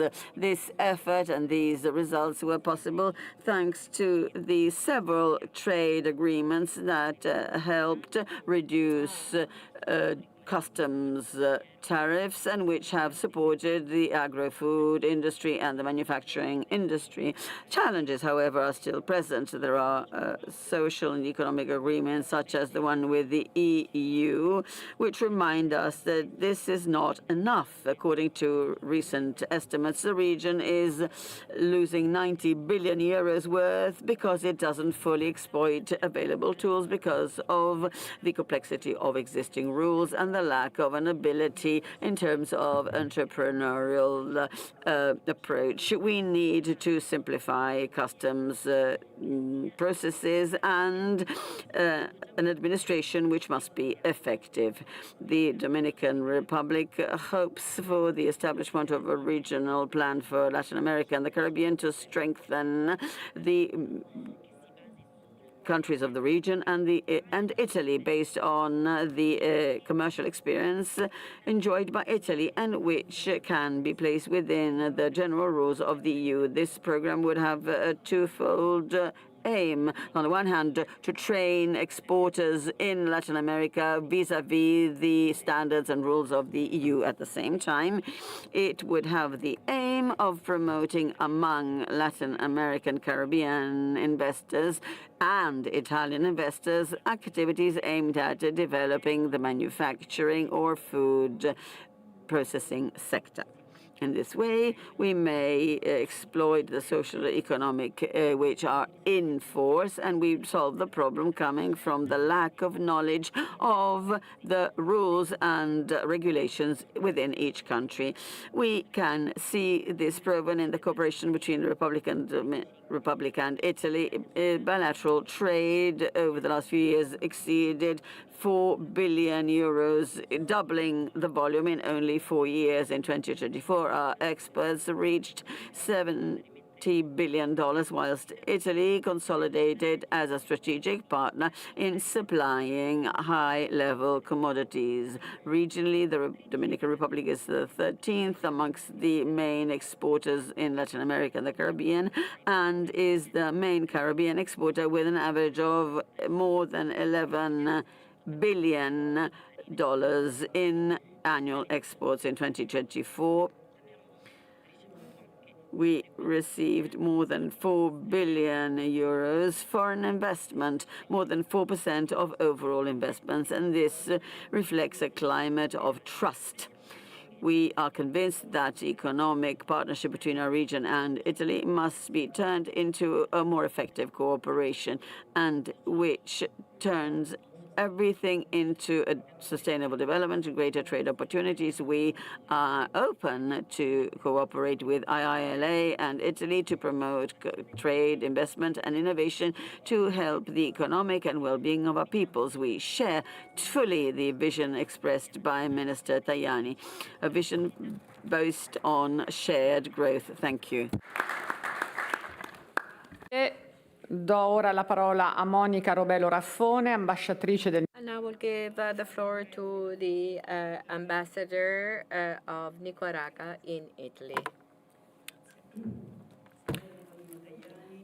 Thank you, Minister Tajani.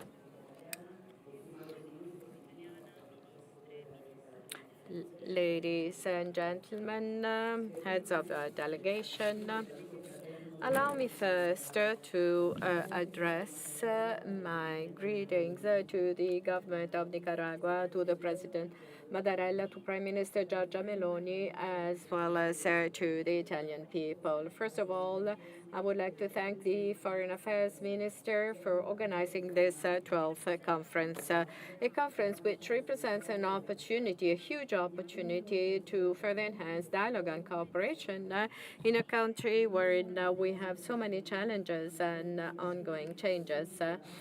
There's an international scenario which is a multipolar world, which are from unilateralist visions. Our bet must be based on dialogue, multilateralism, the diplomacy of respect, solidarity, respect, which are all principles on which our international solidarity hinges upon.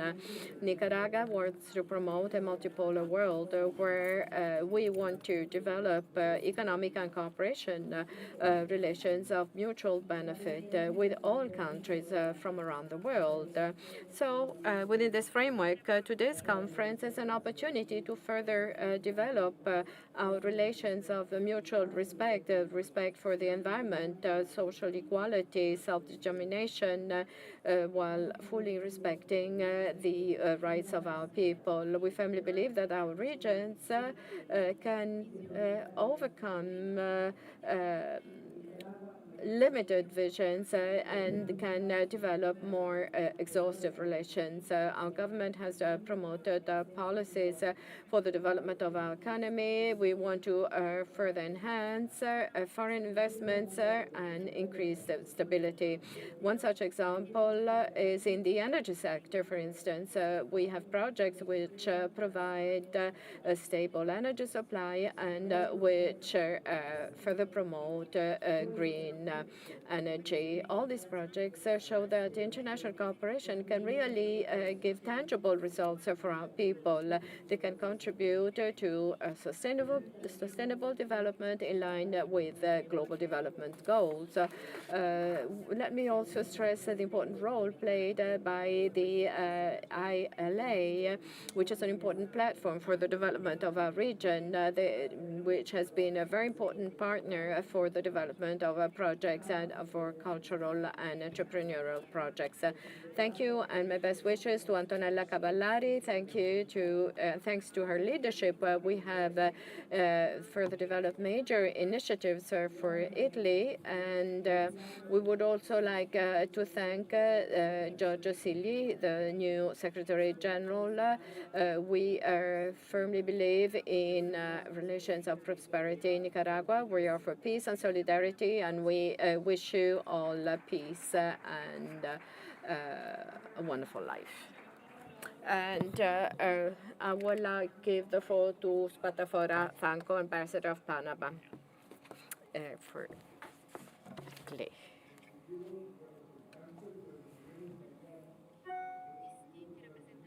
Dear representatives of the Italian government and Minister Tajani, Foreign Affairs Minister of Italy, Your Excellencies, ministers and deputy ministers of Latin American and Caribbean states, distinguished guests, ladies and gentlemen. First of all, I would like to send the greetings from the government of Panama, whom I'm honored to represent here today. We want to further enhance economic, cultural, and historic relations with Italy, Latin America, and the Caribbean states. Panama gives a priority to this dialogue and confirms its interest in further developing the trade opportunities and investments in strategic sectors. Our fight against organized crime at an international level. We want to promote cooperation as a tool for inclusion, always basing ourselves on international law. Our country has commended the wonderful work done by our international monetary system. We want to enhance our relations, basing our relations on peace, on multilateralism. We are a trusted partner to enhance democracy and to increase investments. The new neutrality agreement signed between Panama and the United States of America have established the neutrality of the Panama Canal, and we are for the peaceful shipping of all the units, and this is for global peace. Panama has registered major economic prosperity over the last 20 years, thanks to policies based on the promotion of infrastructures, connection, sustainability, and social sustainability. And this has slashed down by 34.6% poverty rate. Panama has also adopted an economic model which is in line with the 21st century, so basing itself on the currency, on the dollar, and further developing a logistic and financial hub, which is a very high level. We have also developed emerging sectors such as tourism, creative economy, and innovative agro-industry with new products such as the very well-known coffee. We have also further developed new services, water management services, climate resilience, slashing down carbon emissions. We are for a circular green economy. We are offering new opportunities to markets, and this to the benefit of the whole region. Within this framework, let me also mention that Panama wants to strengthen its air security strategy, maritime, earth security, terrestrial security, because we want to block the illegal trafficking of human beings, as well as the illegal trafficking of international crime organizations. Panama is making huge investments in infrastructures and in the sector of transport. train the development of the fourth bridge on the Panama Canal, and in new airport facilities, water management facilities, social and health-related facilities. So we would like to reiterate our call to all European investors and international investors, to our neighbors of the Latin American states and the Caribbean states, and that this is a safe place where to invest your money in. Major efforts have been made in terms of cooperation, also thanks to the activity carried out by ILA, the Italian government. Major opportunities are being offered by conferences such as this one. Thank you.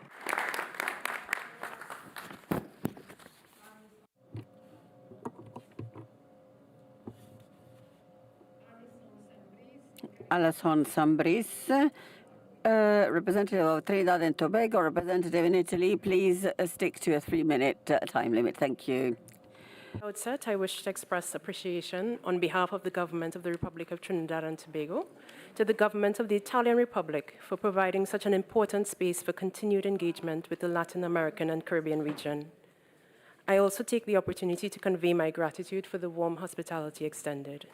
As others have highlighted, this conference is taking place against the backdrop of a challenging and increasingly complex global context, resulting from a shifting geopolitical landscape and growing economic precarity. In this regard, increased engagement and partnership between Italy and the Latin American and Caribbean region have become even more pertinent, particularly for small island developing states such as Trinidad and Tobago and those within the wider CARICOM. As long-standing bilateral partners with a relationship that spans 61 years, Trinidad and Tobago reaffirms the importance of robust bilateral relations with Italy. Recognizing our shared commitment to an enhanced economic partnership, we see strong potential to deepen our trade and investment ties, particularly in areas such as manufacturing, renewable energy, public utilities, and the digital economy. This aligns with our national objectives relating to economic diversification and also supports CARICOM's broader regional goals. Additionally, we recognize that our interactions with Italy are framed within the broader context of the Caribbean region's systematic engagement with the EU, a key development partner for the region. In this vein, we welcome continued cooperation through the EU-CELAC Global Gateway, and we thank Italy and the EU as a whole for the support thus far. We look forward to further leveraging the EU CARIFORUM EPA to strengthen trade relations, including through enhanced bilateral engagement with Italy on this front. In a global context of conflict, geopolitical tensions, and general uncertainty, small and vulnerable economies such as Trinidad and Tobago are constrained and challenged by shrinking investment, drastic cuts in development aid, difficulty accessing financing, the imposition of unilateral trade restrictive measures, and slow uptake of the frontier technologies that are revolutionizing trade. And yet these challenging times provide a peerless opportunity to robustly pursue the deepening of our economic partnerships, the addition of value to our exports, the diversification of our trading relationships, and the effective leveraging of trade in our pursuit of economic growth and sustainable development. Trinidad and Tobago shares with Italy and our neighbors within the Latin American and Caribbean region a firm commitment to an open, transparent, predictable, inclusive, non-discriminatory, rules-based multilateral trade system with the WTO at its core. And we welcome the fact that, despite recent seismic developments relating to tariffs, 72% of global trade is still being carried out on an MFN basis. This attests to our mutual and enduring commitment to multilateral approaches and to open trade conducted in alignment with the rights and obligations negotiated within the framework of the WTO. We value our constructive and collaborative engagement with Italy, the EU, and CELAC at the WTO, including on e-commerce, fishery subsidies, agriculture services, small economies work program, and on development more broadly. On reform of the organization so that it is fit for purpose and effectively addresses the shortcomings that beset it, we will continue our engagement with those represented here and with the wider membership in the search for solutions that contribute positively to the revitalization and preservation of the multilateral trading system and to multilateralism more broadly. I thank you.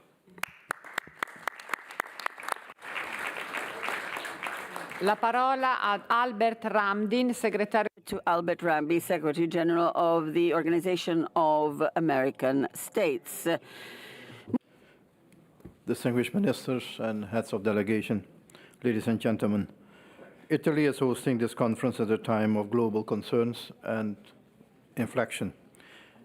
At the OAS, we are also concerned about the global conflicts which are taking place, which in many ways have a negative impact on life and economies in Latin America and the Caribbean. But at the same time, I want to recognize, Madam Chair, that through your vision of a diplomacy of growth, Italy is leading by example, linking diplomacy, culture, innovation, and even sports as engines of growth, people-to-people connection, and a stronger international cooperation. Since becoming a permanent observer to the OAS in 1972, the second at the OAS, our partnership has grown into a relationship of trust, rooted in shared commitment to advance joint initiatives on democracy, security, and development across the Americas. From the mission to support the peace process in Colombia, to the Inter-American Network for Police Development and Professionalization, to the Women, Peace, and Security Agenda, including support to the adjacency zone between Belize and Guatemala, including working with your Ministry of Finance and the course to prevent and combat financial flows linked to transnational organized crime, Italy has stood with us, not just in words, but in action. This partnership is a model of what multilateralism can achieve when rooted in mutual respect and shared values. The EU is one of Latin America's main trading partners. Partnerships and free trade agreements such as the EU-Central America Free Trade Agreement, which entered into force in May 24, and the upcoming EU-Mercosur agreement further facilitate and expand this exchange. The European Union is Latin America's and the Caribbean's third largest trading partner, with over 330 billion in goods traded in 2023 and nearly 870 billion in foreign direct investment. We invite Italian businesses to continue and intensifying investing in Latin America and the Caribbean countries. I would suggest to partner with local companies to create jobs and increase productivity, especially in the smaller countries of the Caribbean and Central America, with a focus on food and economic security as part of the strategic partnership where Minister Tajani spoke about. I call your attention also to the efforts of the OAS in close collaboration with the United Nations and CARICOM in the Republic of Haiti.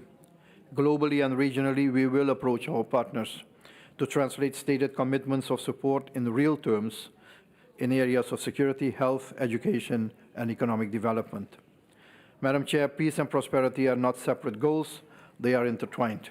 A peaceful society creates the conditions for prosperity, while a prosperous society reinforces peace and human rights. That is the vision we believe we must pursue.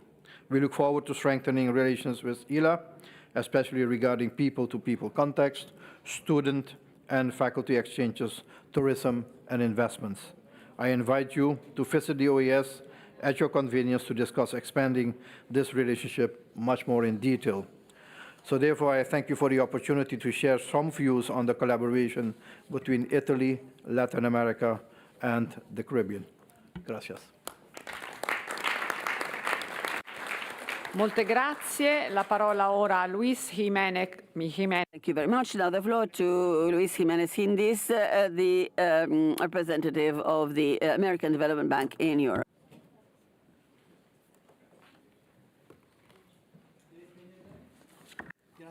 Ok, grazie, buongiorno. Prima di tutto vorrei ringraziare il Ministero degli Affari. First of all, I would like to thank the Foreign Affairs Ministry and the Italian government and ILA for this conference. Dear colleagues, dear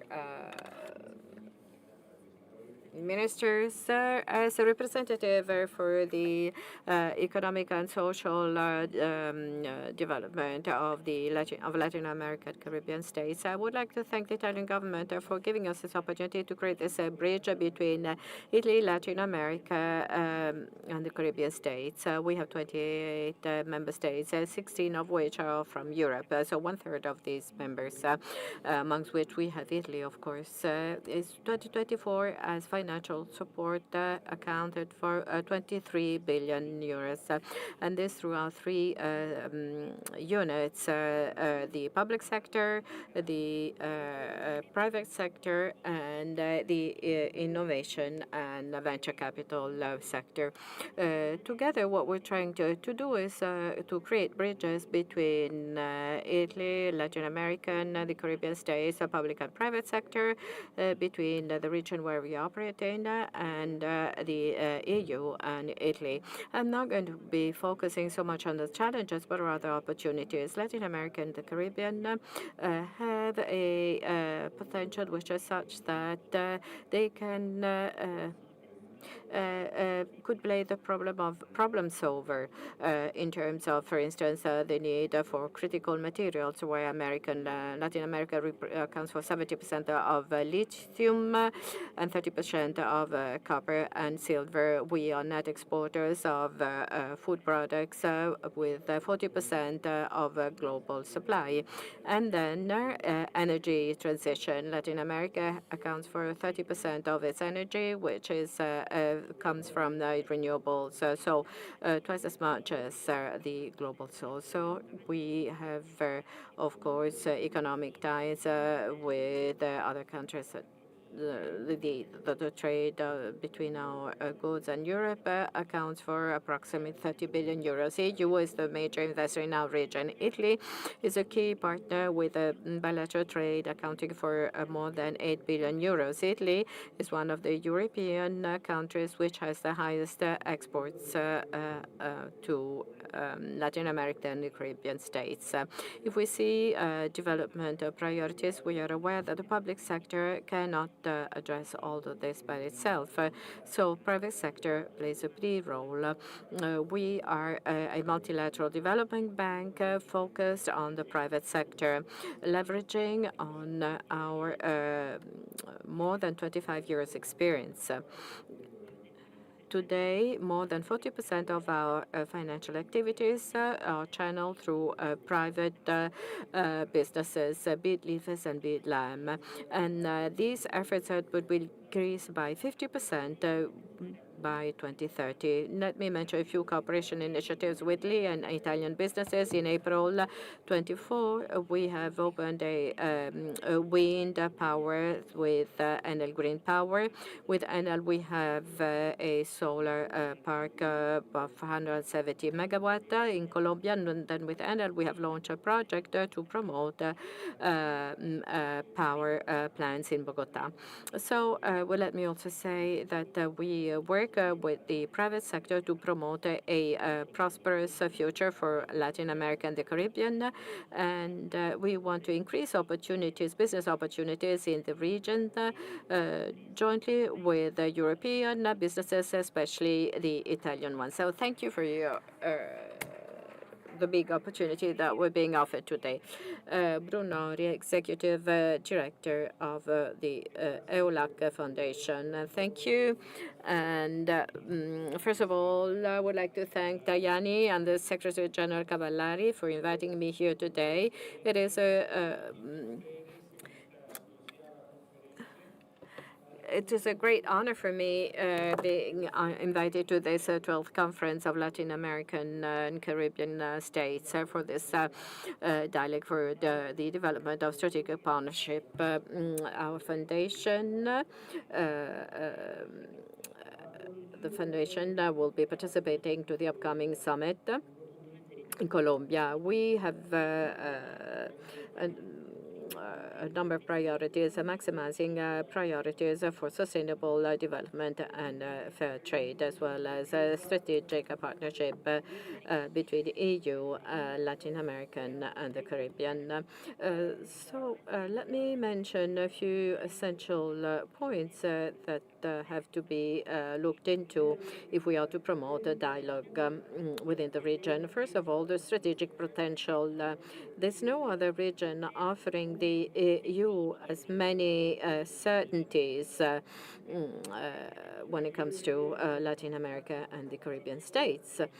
We want to diversify the exporting market. We want to attract investments to develop our internal development. We want to develop our relations. So it's not only about economic ties, but we're talking about a geopolitical issue objective here, slashing down costs, the predictability of commercial flows, together with new environmental and social goals. All of this has to be factored in when it comes to the economic development. We want a standardization of rules so as to maximize all opportunities. So partnership agreements and the Global Gateway Agenda represent instrumental tools.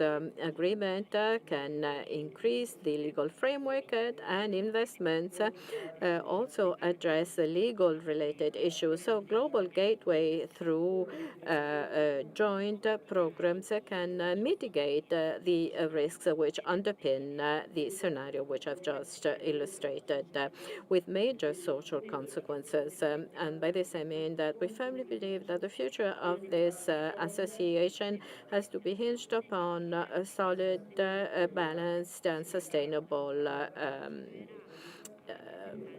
platform. We want to further expand our vision. We want to further develop our consensus, looking forward to our upcoming summit, EU CELAC. I would like now to give the floor to Ortiz. Buongiorno. Honorable Ministro Gilberto Pichetto Fratin, cancilleres y autoridades de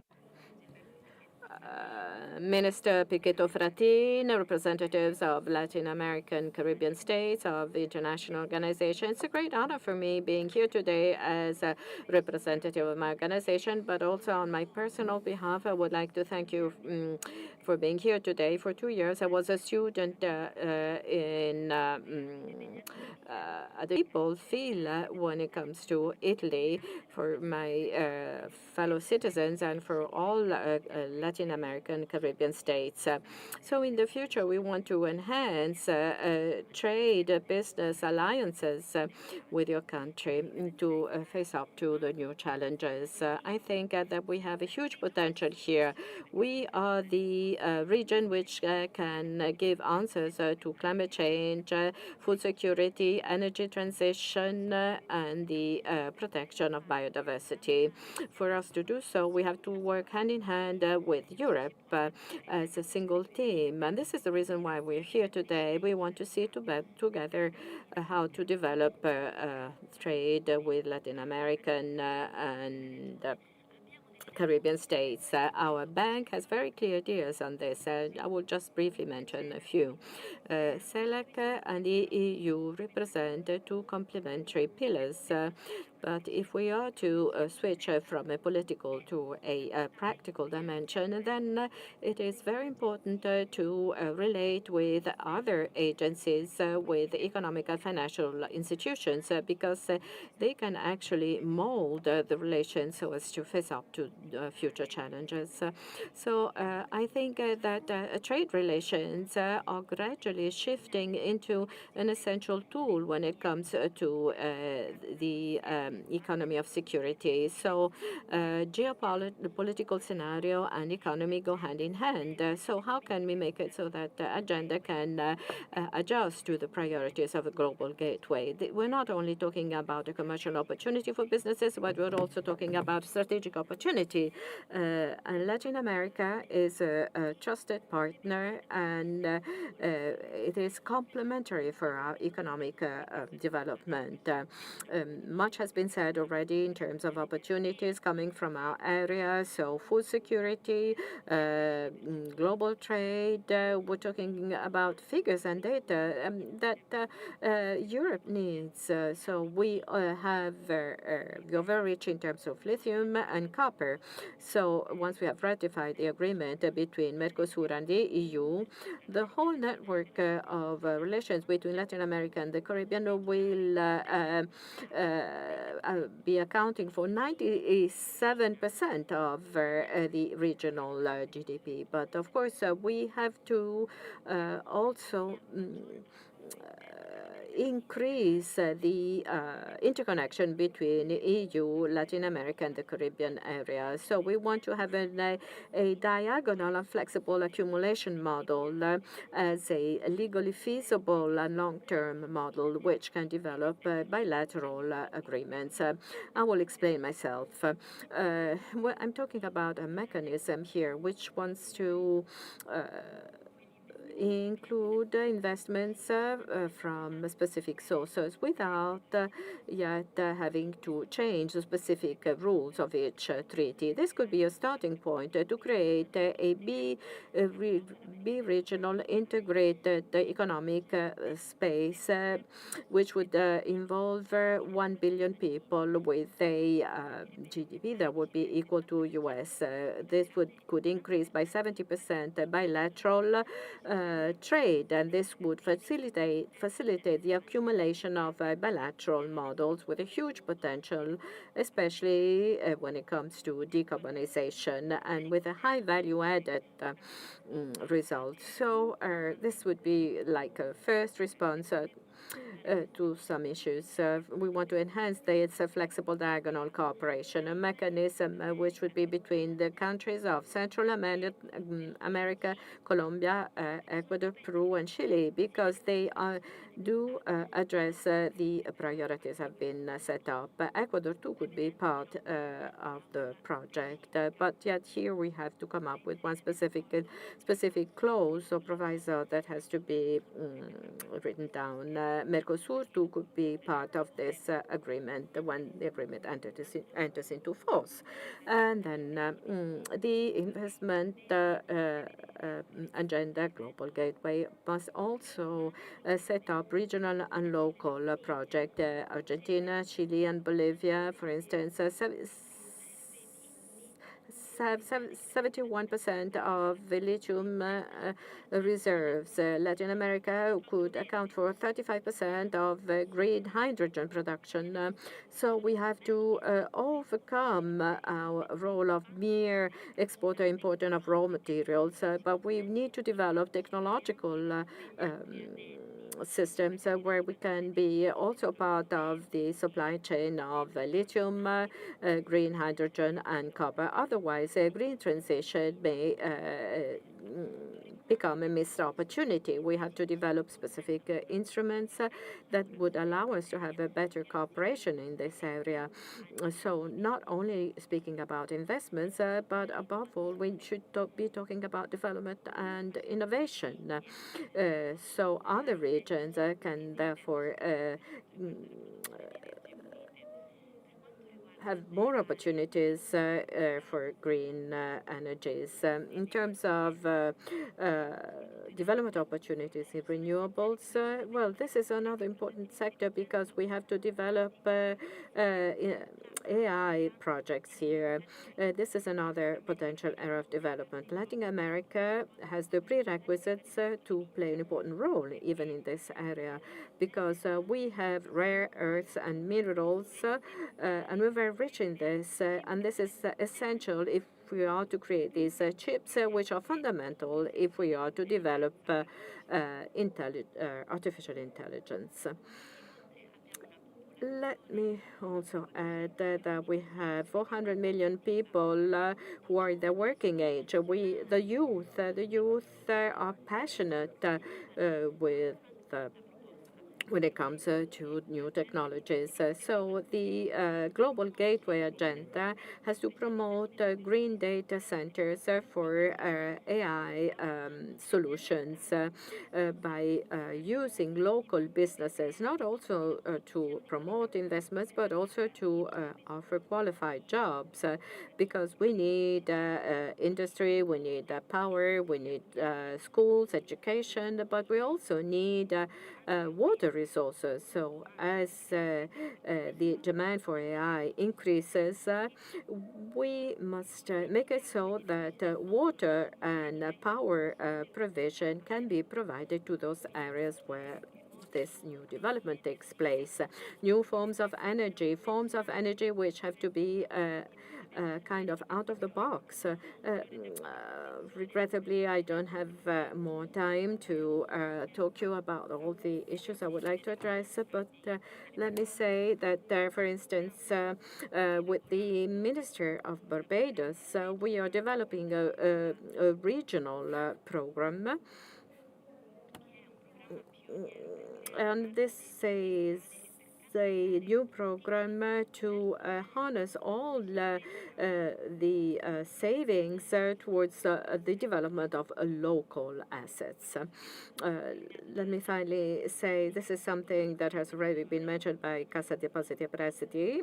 We have a fund, the Italian Fund for Climate, and what we are doing, we would like to have a co-financing project to invest in biodiversity and climate change. With Cassa Depositi e Prestiti, we have approximately 100 million euros where we would use Italian resources for high-impact results in our region.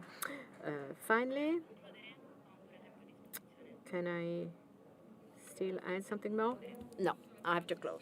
Thank you very much. This is the end of the first session. We are running late, alas, so I'd like to ask all delegates to have their coffee break lasting no longer than 10 minutes. In 10 minutes, we will start the second session on energy, and Minister Pichetto Fratin is already here with us, so please be back within 10 minutes.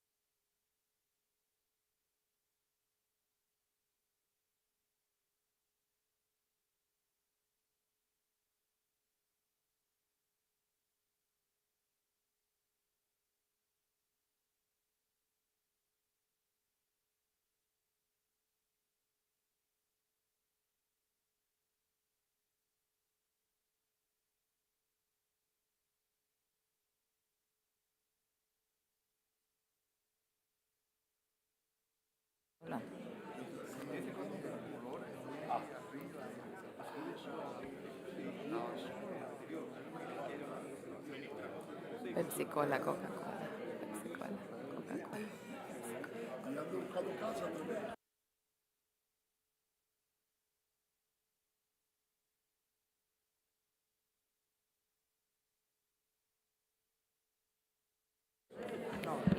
Prego tutti i delegati di riprendere la All delegates are kindly requested, please, to please be seated. Thank you.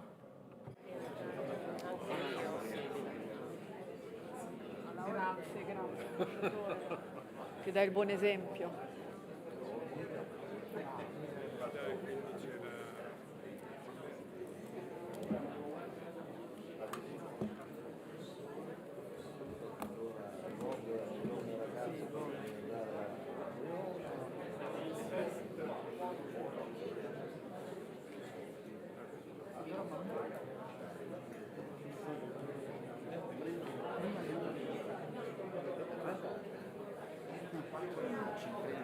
Ci mettiamo seduti e iniziamo. Perché il ministro giustamente. Sì, tanto io direi di mettere seduti qua, le persone l'ho che già sono già detto, qua. l'ho già annunciato una volta.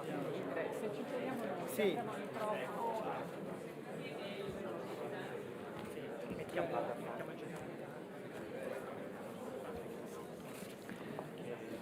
Prego tutti. Please, all delegates are kindly requested to please be seated. Thank you.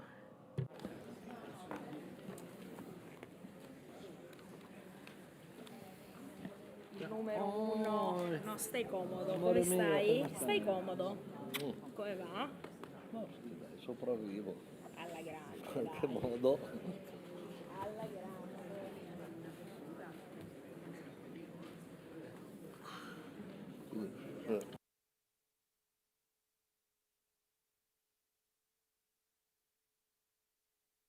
Diamo inizio alla. Let us begin the second session dedicated to energy cooperation as an axis for cooperation between Latin America and the Caribbean.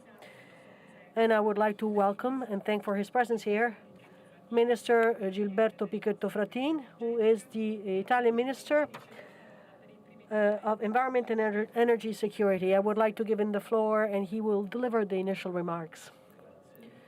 Thank you, Madam Ambassador.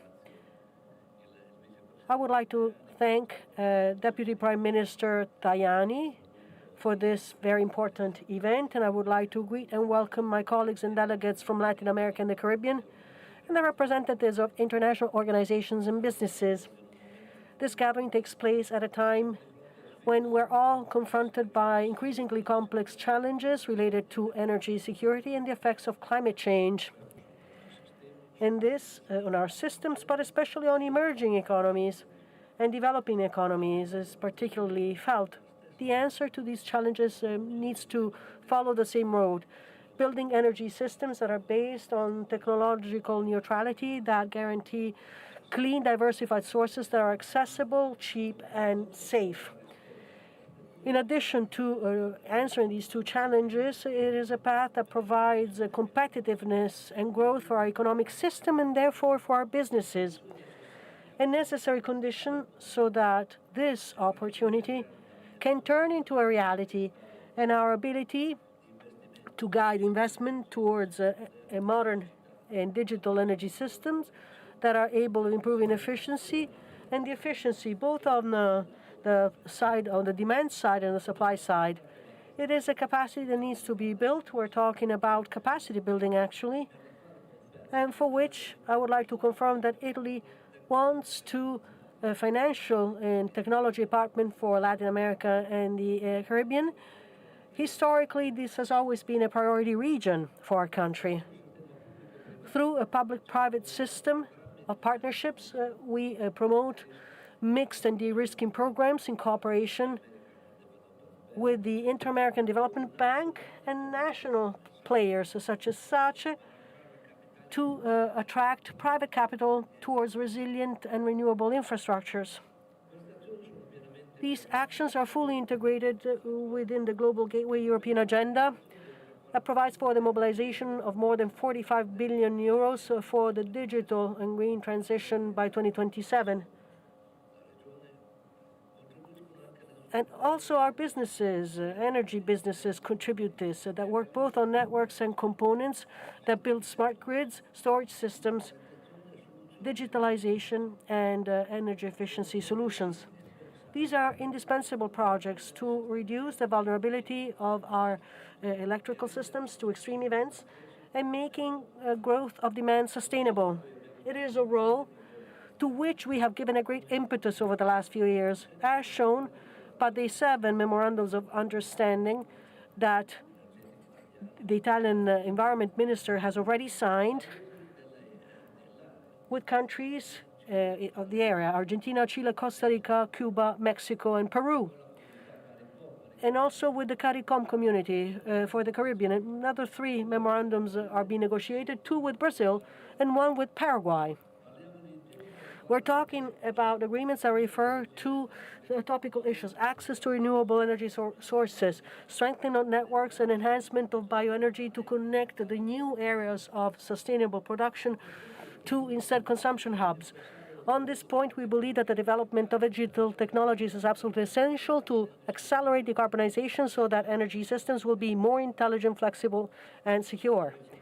I would like to mention specifically an initiative that will be presented at COP30 that Italy will achieve with the United Nations and the International Energy Agency to promote smart solutions and energy systems to provide the third countries, such as Brazil and Colombia, a platform to experiment innovative approaches together with the private sector. Or in general, within the framework of these technical agreements, 25 projects were approved, of which 15 have a prevailing energy element. In the Caribbean, we have $16 million that have been invested for programs to access public water resources through desalination promoted by photovoltaic and energy efficiency. In Brazil and Colombia, these initiatives allow us to test on the field new models and also to spread the lessons that we have learned on how digitalization enables more flexible and resilient systems, reducing consumption, emissions, and cost for citizens and businesses.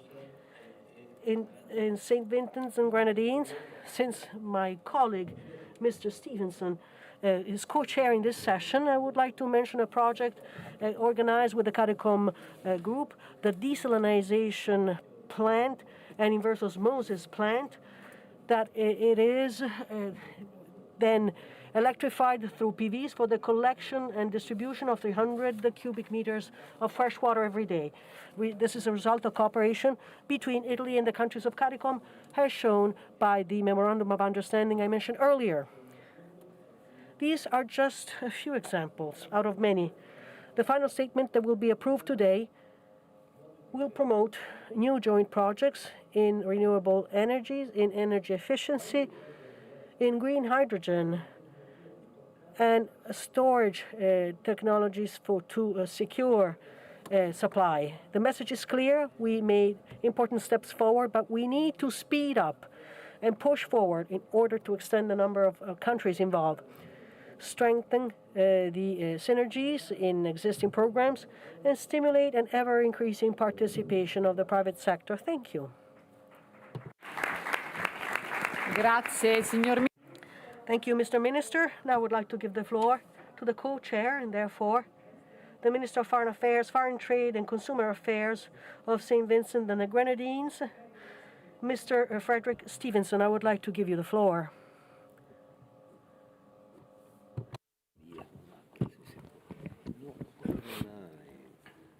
Excellencies, distinguished colleagues, ladies and gentlemen, good morning. It's a distinct honor to serve as co-chair of this very important session on energy cooperation as a pillar of the Italy, Latin America, and the Caribbean partnership.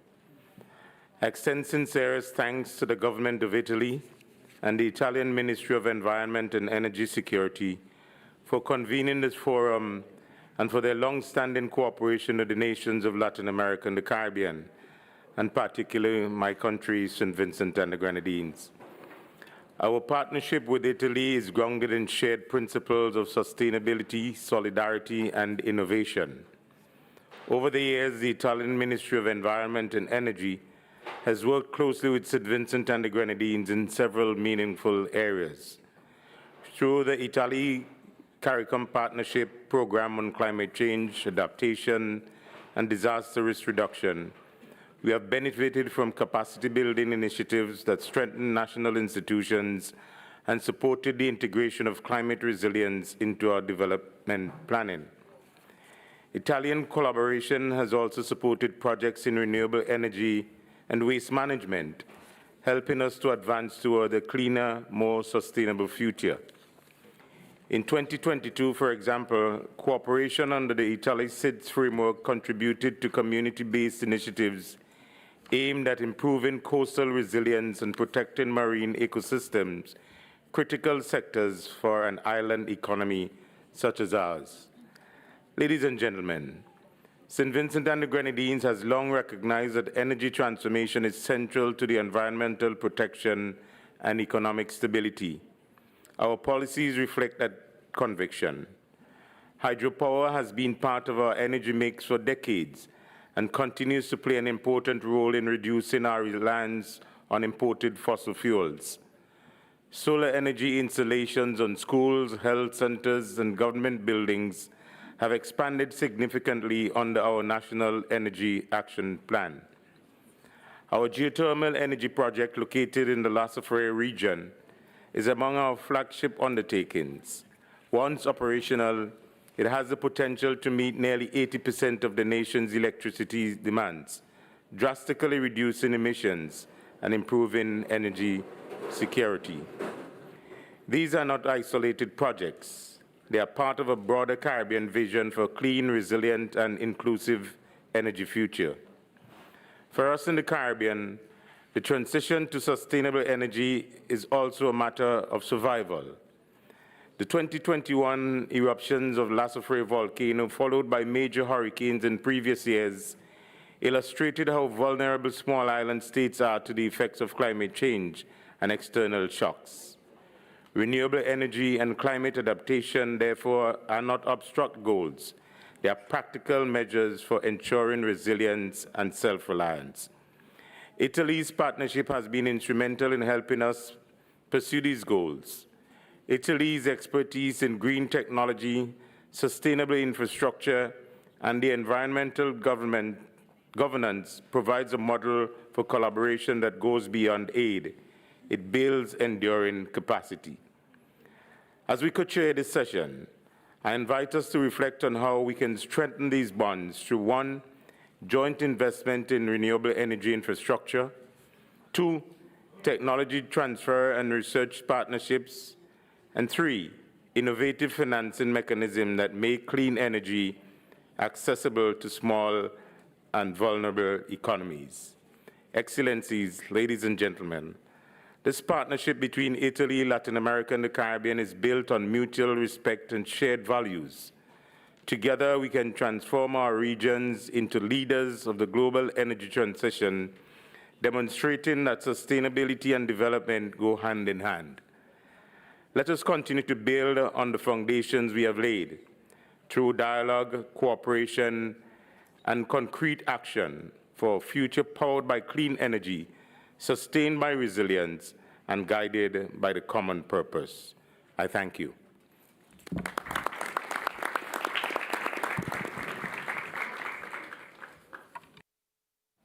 Iniziamo adesso, dopo questo.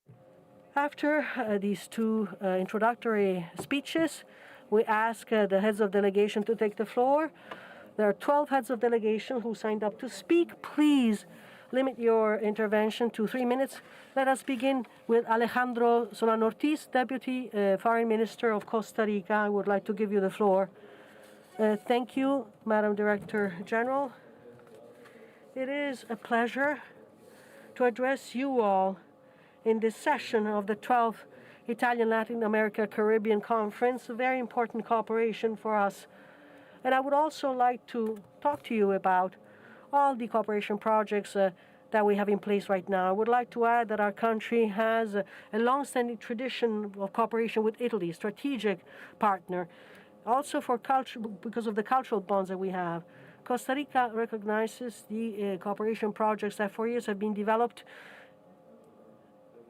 through cooperation between our countries, and this have provided a major contribution for sustainable development, a major contribution for the environment, the management of water resources.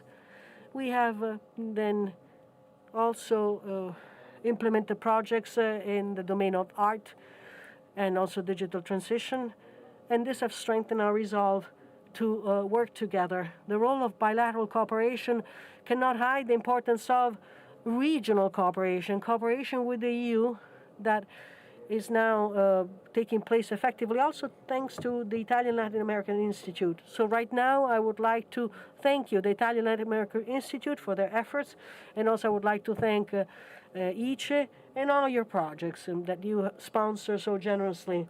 I would also like to thank the Secretary of the General of the Italian Latin American Institute, who could see everything that was done in Costa Rica thanks to Italy and Europe. We agree with the policies that you're pursuing here in Italy to support this mechanism within the framework of multilateralism with common standards, a mutual solidarity, green agenda, sustainable, fair, and responsible energy transition. In the last few years, we have signed several agreements to strengthen our cooperation and partnerships with Italy. And also, when it comes to tackling vulnerability, mitigating the effects of climate change, in May of 2016, we have signed an agreement on this in Rome. This is a clear example of cooperation between the two countries. Another initiative that I would like to mention is the public-private partnership. In my country, for instance, we have also pursued the 2030 agenda goals through public-private partnerships, which indeed can become a fundamental axis and strengthen in the medium to long term new initiatives. And I would like to repeat in conclusion the commitment of my country to keep strengthening relations, mutual respect, working with the Italian Republic and the Italian Latin American Institute. And I would like to thank the Secretary General of ILA for the wonderful work she has done, and I would like to wish the new Secretary General the best possible success for the near future. Thank you. Thank you. La parola ora a Juan Manuel Navarro, segretario di... And now, Juan Manuel Navarro from Argentina. I would like to give you the floor. It is an honor to participate in this panel. We believe that the time has come to look at the strategic vision and the potential of strategic cooperation between Italy, European Union, Latin America, and the Caribbean. Our region, indeed, is endowed with the necessary resources to become a trusted partner. In Argentina, for instance, we provide a clear competitive advantage. We have massive natural reserves, and also several projects on renewable resources and ports and harbors, nuclear energy as well. So our region can contribute in a very concrete way to the diversification of the energy supply market for Italy and for the European Union. In this respect, it is necessary to underline a central element which provides the foundation for trade, i.e. investments. Investments that diversify trade, generating mutual benefits, long-term benefits. Once again, I would like to share with you a very concrete example that has a great potential to strengthen the building of strategic and lasting bond between Argentina and Italy. In April of this year, IPF and Eni, a company from Argentina and Italy, have signed a memorandum of understanding within the framework of a project to develop an integrated plan for the production of gas, a building of the gas pipeline in Argentina, and two floating facilities.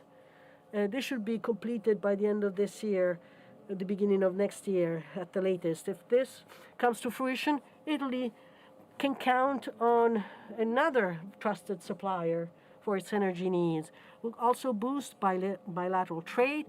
We will promote relations between both countries. There will be concrete opportunities for Italian SMEs, since we will be a trusted energy supplier. So many benefits that are mutual. We have to think in a strategic way about energy in a world that is increasingly hungry for energy. I would like to reiterate the importance of the strategic cooperation that we have put in place within the energy system. Thank you. La parola ora ad Amalia Mai, Vice Ministra delle Relazioni. Deputy Minister for Foreign Affairs of Belize. You have the floor. Ministers, colleagues, excellencies, it is an honor for Belize to participate in today's forum, the 12th conference between Italy, Latin America, and the Caribbean. Chair, we view energy cooperation as vital to expanding access to energy and transitioning our economy to sustainable supplies of energy. In this context, the government of Belize is committed to increasing the share of renewable energy in our country's energy mix. Belize has set an ambitious target to generate 75% of electricity from renewable sources by 2030. Already, about 60% of our electricity is generated from renewable sources. So increasing energy is critical to our sustainability and climate goals, but also to the resilience and independence of our energy sector. And so international cooperation is essential to achieving our ambition. Belize therefore views energy cooperation as a vital pillar of our partnership with Italy and the wider Latin America and the Caribbean region. We are pleased that Latin America and the Caribbean is leading the way on renewable energy share. While the global average of electricity generation from renewables is at about 33%, our region is already at 68%, well above. But our region is also growing. Therefore, energy demand is also growing. And so we must continue to invest in clean energy development. Chair, we also wish to propose that our cooperation in energy should focus on addressing some of the barriers to accelerating the uptake of renewable energy. There's a wide scope for cooperation with Italy in energy, including technology transfer to enable uptake of digital solutions, training and capacity building for the new energy professionals, financing in respect of grants and capacity building for the new energy professionals. And it is important here to underscore that the small states of Belize's size and vulnerabilities, there is also lower potential of private finance into this sector. And fourthly, enhancing resilience to climate vulnerability is something that we wish to see that we can advance on. Through Italy CARICOM initiatives, we benefit from support for renewable energy and climate adaptation that strengthen our resilience as a small, vulnerable country. And so there is much value in deepening the aspect of cooperation. Just let me add very quickly here, Chair, that in our bilateral agenda, the relations with Italy continue to grow, and we have a number of initiatives in education, culture, science, and of course, climate change. And finally, to conclude, we see Italy as a vital partner in advancing sustainable energy, resilience, and shared prosperity for our people and our region. I thank you. La ringrazio. La parola ora a Cindy Larissa Rodriguez Mendoza. I'll give the floor to Mendoza, Deputy Foreign Affairs Minister of Honduras.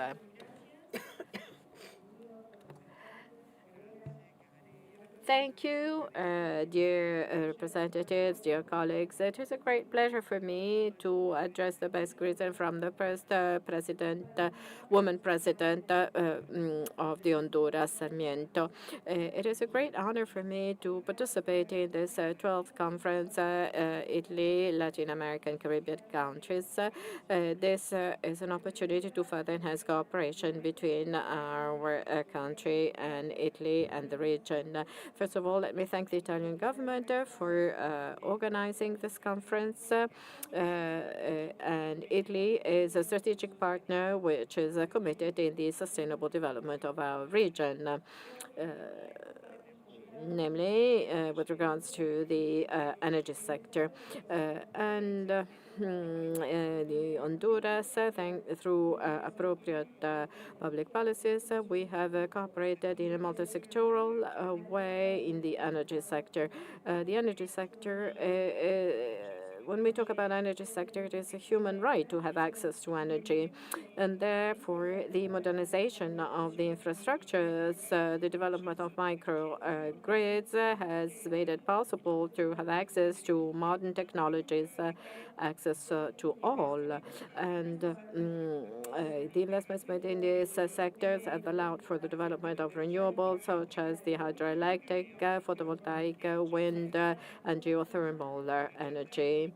Geothermal energy accounts for 50% of energy produced at a national level. In 2024, Honduras estimated a 3,400 megawatt production, which is a significant contribution for our country, which can better address the electricity needs of our or energy needs of our population. We have to improve energy efficiency, and we have to develop a long-term planning to strike the right balance between the need and the production capacities. We have to address the increasing demand for power. We are fully aware of the changes needed to lower our dependency on oil, but our countries have to invest more heavily in the renewables to reduce costs. This is very important if we are to promote international cooperation in the energy sector.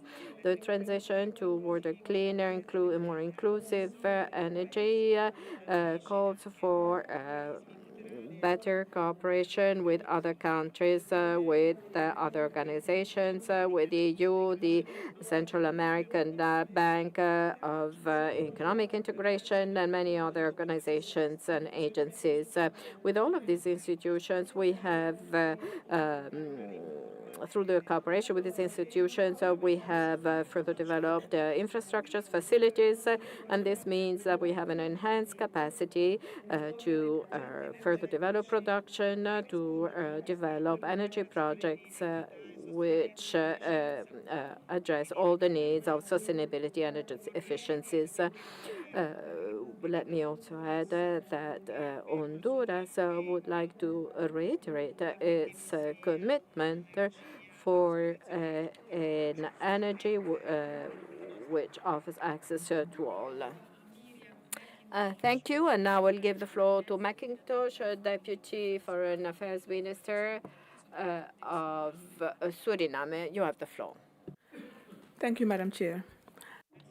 Distinguished delegates, I am privileged to represent His Excellency Melvin Bouva, Minister of Foreign Affairs, International Business and Cooperation, at this 12th edition of the Italy, Latin American and Caribbean Conference. Please allow me to express appreciation to the Government of Italy and its partners for hosting this important platform for dialogue. Energy security and safety have become strategic objectives, and our main goal should be to collectively make that a reality. The world is undergoing a profound transformation. Decarbonization, digitalization, and decentralization of energy systems. At the same time, energy security remains a concern, from reliability of supply, diversity of energy sources, resilience to shocks, to affordability. The Latin American and Caribbean region holds vast renewable potential, but the path isn't easy and requires concerted actions from all, including our global partners. Italy, as part of the European Union, has proven to be a trusted partner in terms of energy transition. We continue to count on Italy to act as a bridge and conduit for EU programs, resources, and technology. Priorities in this regard should focus inter alia on upscaling renewable energy, energy efficiency, financing and de-risking, innovation and technology transfer, as well as resilience and climate adaptation. For the sub-region of CARICOM, we look forward to the partnership with Italy through the Italy-CARICOM Memorandum of Understanding in support of particularly promoting renewable energy, climate change adaptation, and integrated water management. In terms of national ambition, Suriname is in the process of finalizing its third nationally determined contribution. This is not just a document of targets. It's a declaration of our national identity as a bastion of biodiversity, a carbon-negative nation, and a champion for a new equitable model of climate action. The models show a stark reality. If we follow a path of inaction, Suriname, despite its vast forests, could become a net emitter of greenhouse gases by 2028. This is a future we refuse to accept. Our roadmap to reject that path is our Green Development Strategy. It charts a course for a resilient, sustainable economy with a just transition at its very heart. To do this, we will inter alia mandate the use of best available technology to cap the emission intensity of new offshore operations and use the proceeds to aggressively decarbonize our domestic energy system. This vision is ambitious, but ambition alone is not enough. The successful implementation of our entire strategy hinges on one critical factor: building the enabling capacity to execute this transformation. Therefore, our appeal to you as partners is strategic. We do not just seek project finance. We seek deep collaboration to build the foundational pillars of our new green economy. The challenges on energy security and a just transition seem daunting. However, our commitment should remain unwavering to realize the commitments emanating from our deliberations today so as to secure a healthy planet for generations to come. I thank you. Grazie. Thank you. I'd like to give the floor to Andrea Gabriela Corafaria, Deputy Minister for Europe of the People's Party Ministry of the Social Affairs Ministry of Venezuela. Thank you.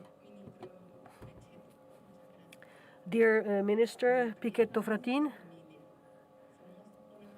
thank you so much. We are here. We are a family. And we are a republic that is a self-proclaimed peace zone. This is part of our DNA. We are an area where there are no nuclear weapons and where economic growth is actually quite relevant. I would like to thank you for all the contributions I have heard so far. I see that there is consensus on peace. All colleagues have spoken about peace. The Italian authorities as well have spoken about peace. And I would like to thank Minister Tajani, who spoke about peace. Specifically, he mentioned Pope Leo. And also Monsignor Gallagher did the same, of course, representing the Vatican. He spoke about hope, dialogue, and faith. So first and foremost, we need to be happy about this consensus for peace, because only through peace and stability will we be able to then implement this action plan, and we will be able to exploit all these opportunities we are discussing here. So thank you so much for this beautiful conference, and thank you for having welcomed us so warmly. Venezuelan oil has been at the center of the history of our country for more than 100 years. Hydrocarbons have influenced our national manufacturing system and also our psyche, our national psyche. Venezuela has the greatest reserves, all reserves in the planet. We have crude oil and heavy oil. Just the Orinoco fault line holds 650 billion barrels of oil that can be recovered, and this can supply all of Latin America for more than 100 years. All this confirms the effectiveness of our national policies. We have a specific law to strengthen the national abilities, a strategy of absolute independence to then also provide energy despite the illegal sanctions that were imposed on us. And the United States in the Americas require crude oil, and Venezuelan crude oil has helped reducing the gap between crude, light, and heavy oil use. By the way, there was a sharp rise in inflation because of the interruption of traditional flows. Venezuela can ensure a stable and diversified supply in the long run. Despite the coercive measures that we have been subjected to, Venezuela has reached the international goals that have been established. Venezuela signed agreements with international companies. We have kept supplying oil to China and India. President Maduro mentioned this many times. Venezuela focuses on dialogue, cooperation with Europe and the world, not out of an imposition or because of a war.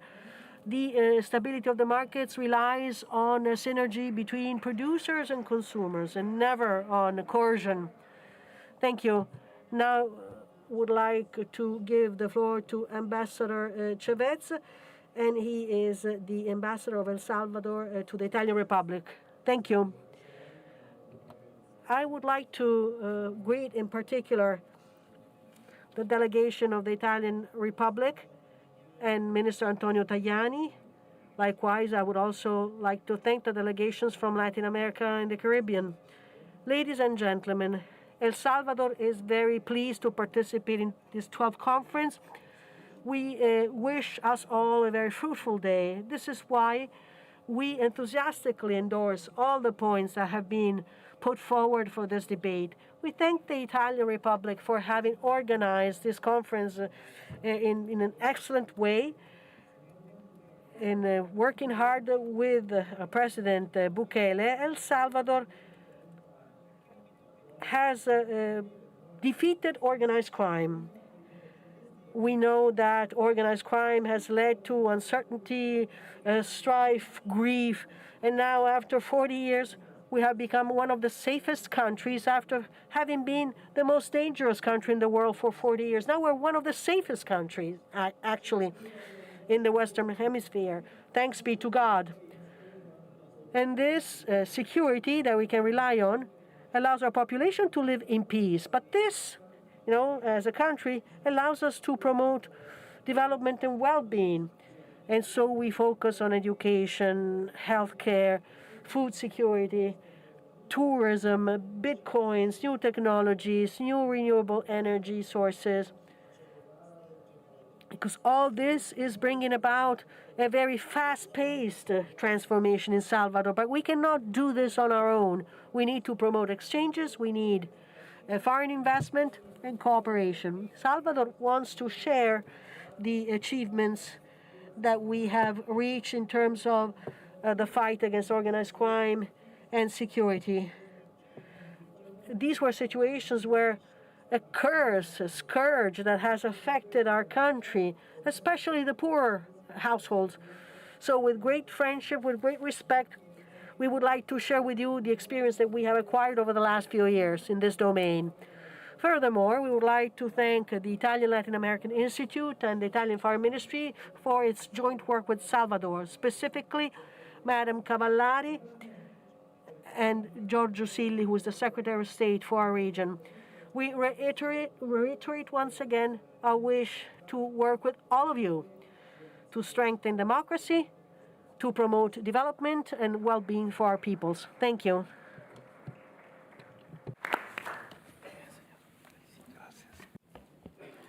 Grazie. La parola. Thank you. I would like to give the floor to Ambassador Ennio Vivaldi. He is the ambassador of Chile to the Italian Republic, so I would like to give you the floor. I would like to warmly greet the minister and all the participants in this conference. Italy has promoted many initiatives involving Chile for clean energy. Chile has been a reliable bridge that has connected Italy to Latin America. Chile is a privileged country.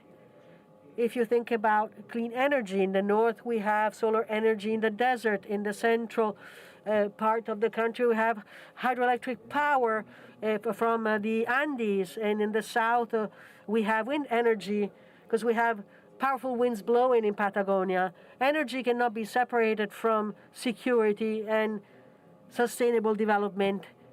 It is necessary for us to overcome the gap that we have with other countries. Hydrogen, all this is part of an economic strategy that we are pursuing, and it is embedded in our political agenda and influences the well-being of our communities. On October 12th of last year, Chile welcomed the 12 ministers from Latin America and the Caribbean with the European Union as an observer.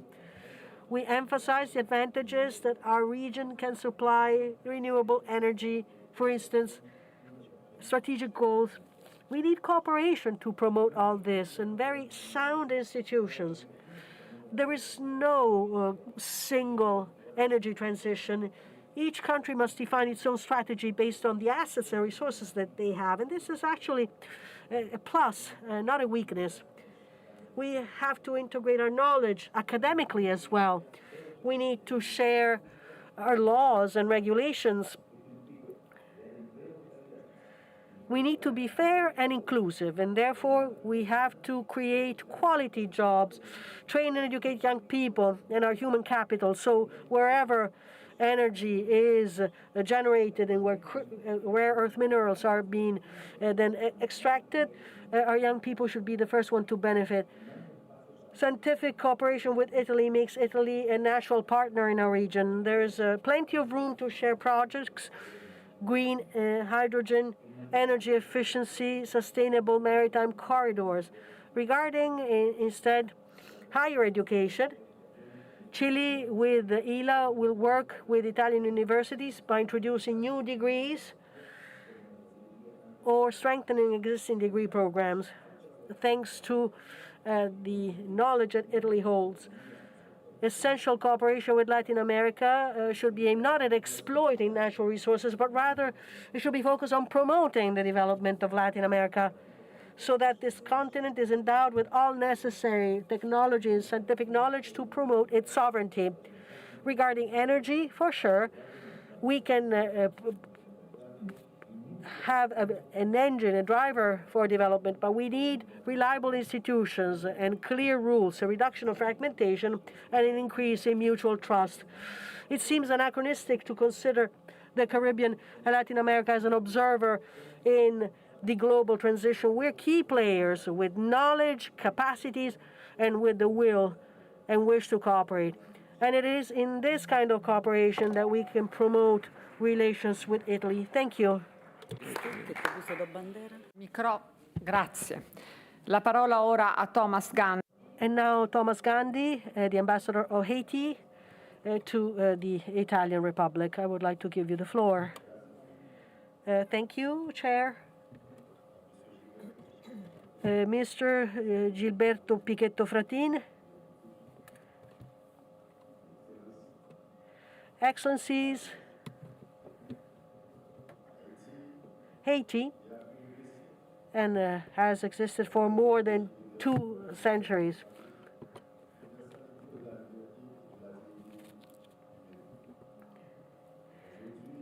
And we have provided a major contribution for human dignity and freedom. And now with a world that is faced with existential threats, with same conviction guides our commitment. Indeed, our country is going through a situation of institutional frailty and insecurity that's very tough. However, we want to turn Haiti's frailness into an opportunity. Energy is at the center of this transformation. Without electricity, a hospital cannot work, schools shut down, and businesses cannot work.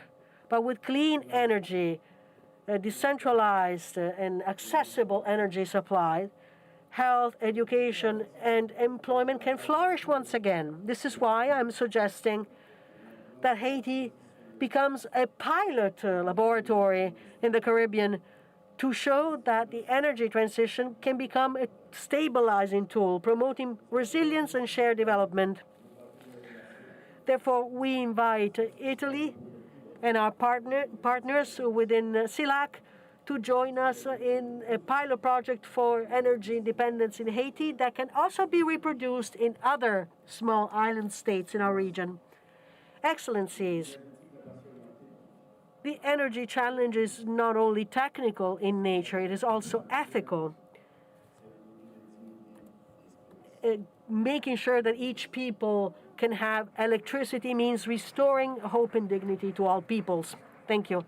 Thank you, Mr. Ambassador. And now I would like to give the floor to Matthew Wilson. He is a permanent representative at the International Organization of Geneva and also from Barbados. I would like to give you the floor. Thank you very much. I bring you warm greetings from Prime Minister Mia Mottley and Minister of Foreign Affairs and Foreign Trade, Carrie Simmons. And Barbados thanks Italy for its continued collaboration with Latin America and the Caribbean, with a particular accent on its collaboration with the small island developing states in the Caribbean. On energy cooperation, I wish to make 3 points.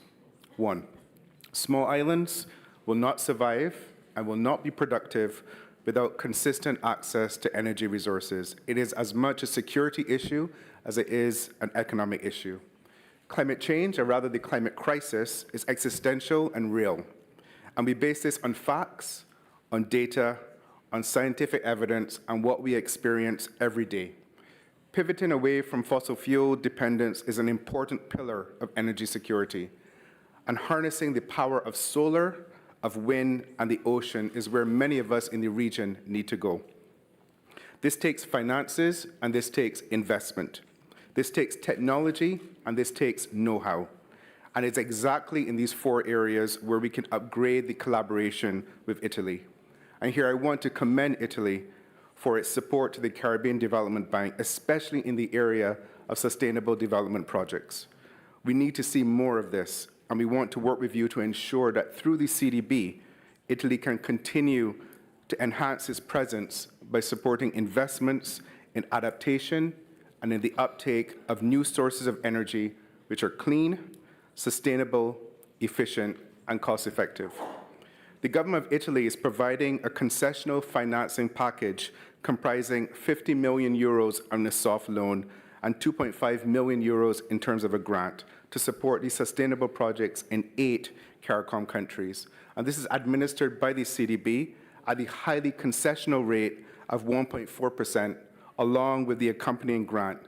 And this reflects the imperative to make development finance affordable for a region that is highly vulnerable to climate change impacts, natural hazards, and economic shocks, while also grappling with very tight fiscal constraints.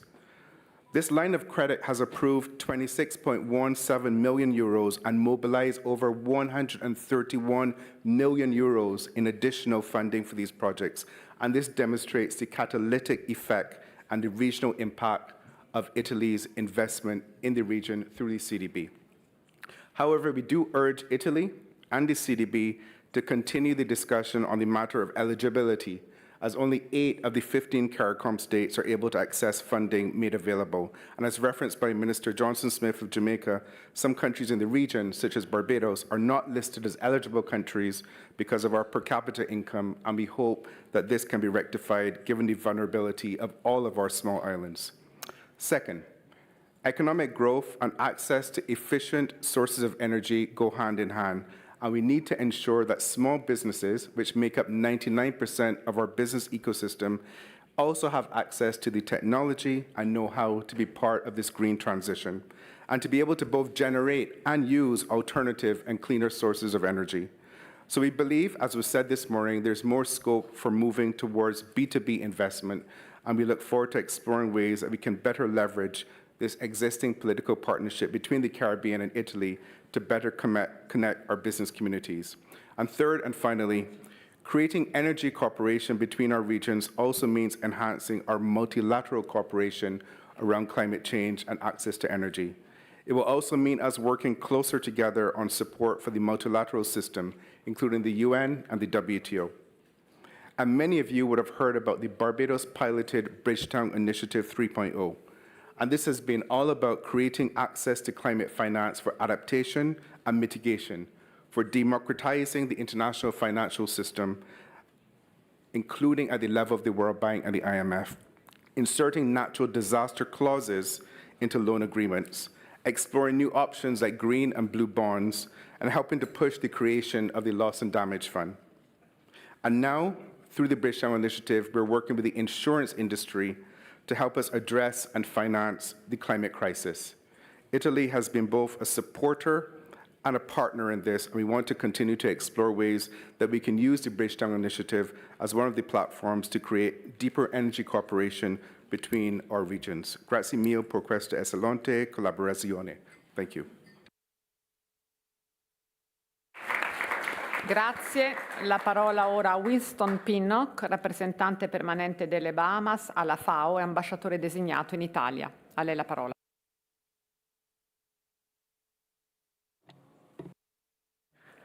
Ministers, Excellencies, delegates, friends of Italy and the Latin American Caribbean region.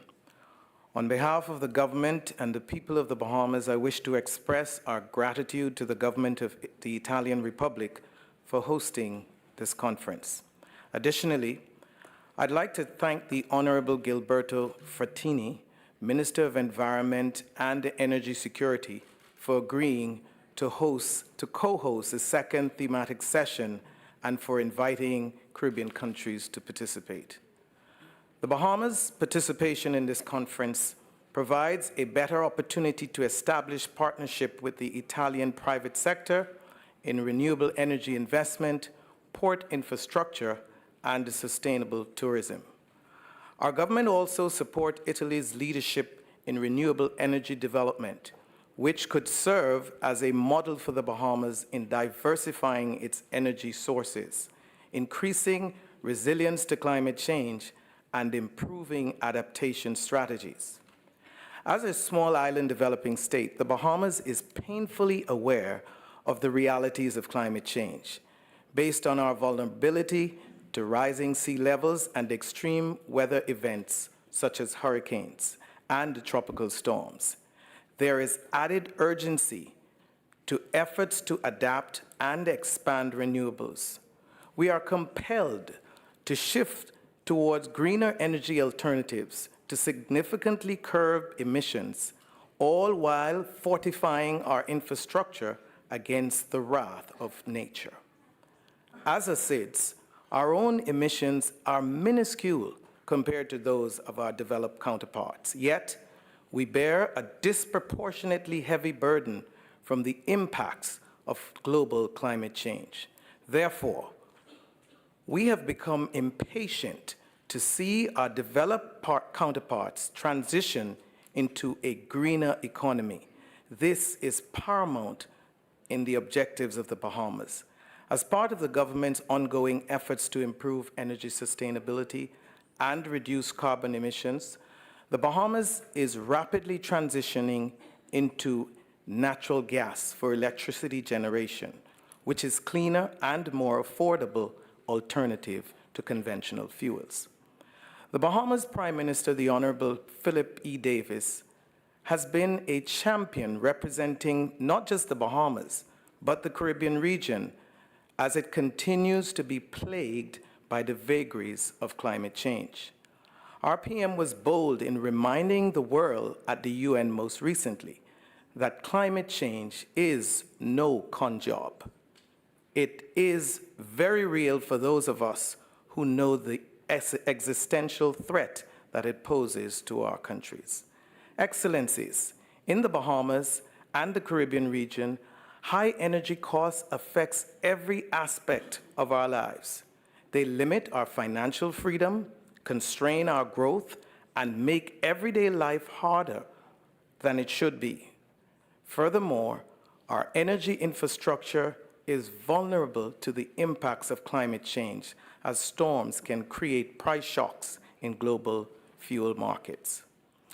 This is the point at which Italy and the Bahamas can collaborate to build a new energy future for the Bahamas, where our energy is reliable, affordable, and most importantly, sustainable. 3 years ago in November, your government demonstrated its commitment to assisting CARICOM states in transitioning towards sustainable energy solution. The Bahamas envisions a Bahamian energy revolution that includes a modernized electricity grid that expands solar projects, development of the utility-scale power in the Family Islands, and the transition of energy generation through the implementation of LNG on our country's most populated island, New Providence. In conclusion, the Bahamas appreciates the support of the government of Italy and remains committed to reducing energy costs, decreasing our dependence on imported fossil fuels, and increasing our resilience to climate impacts. I thank you.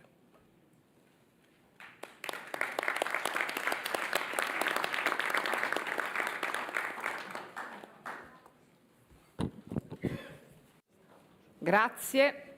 Siamo arrivati all'intervento conclusivo della lista degli speaker. Thank you. And now to the final remarks of Liverpool, Ambassador of Antigua and Barbuda, Ambassador to CELAC. Honorable Ministers of Foreign Affairs, other distinguished ministers, ladies and gentlemen, I bring greetings from the Honorable E.P. Chet Green, Minister of Foreign Affairs of Antigua and Barbuda, who sends his apologies for not being able to attend this important gathering. I wish to express sincere gratitude to our host, the government and people of the Italian Republic, for their warm hospitality and excellent service, which is on display for all of us to see and experience. The organizing of this 12th Italy Latin American Caribbean Conference has highlighted your stellar and effective leadership in enhancing the bonds of friendship between your country and the people of our region. Your efforts in this regard as a leading EU member state serves to underpin the theme of today's session, Italy, Latin America, and the Caribbean, a growing partnership. I'm sure we can all relate to this theme, as it is imperative for the survival of our economies and overall society in an ever-changing and dynamic world affected by the effects of climate change, rising cost of living, and the threat to global security. With these challenges, we must devise solutions that will lead to sustainable initiatives which will contribute to the overall improvement in the lives of our citizens. Antigua and Barbuda and the Republic of Italy continue to enjoy a warm and productive relationship grounded in mutual respect, cooperation, and shared values. Over the years, both nations have deepened their engagement through various initiatives aimed at advancing sustainable development, resilience building, and innovation across multiple sectors. The Italian government has provided support to environmental projects in Antigua and Barbuda that focus on the use of renewable energy, including the provision of electric buses to various institutions across the island. Therefore, energy cooperation stands out as one of the most dynamic pillars of the Italy, Latin America, and Caribbean partnership. As the global community navigates the complex challenges of climate change, energy security, and economic transformation, collaboration in this area presents a valuable opportunity to further strengthen ties between Italy, the Caribbean, and the wider European Union. For Antigua and Barbuda, the pursuit of renewable and resilient energy systems is central to its national development strategy and climate adaptation agenda. Italy's leadership in energy innovation, technology, and sustainable infrastructure provides a natural complement in these efforts. Energy cooperation also serves as an important basis for ensuring supply security and long-term stability in a world increasingly defined by shifting geopolitical and environment realities. Through joint programs of training, technology transfer, scientific collaboration, and business partnerships, Italy and Antigua and Barbuda, alongside regional and European partners, can build stronger, more adaptive, and inclusive energy systems that empower communities and promote sustainable prosperity. In this spirit, Antigua and Barbuda reaffirms its commitment to deepening cooperation with Italy within the framework of the Italy-Latin America and Caribbean Partnership, confident that together we can chart a pathway towards a secured, sustainable, and equitable energy future for our peoples. I thank you.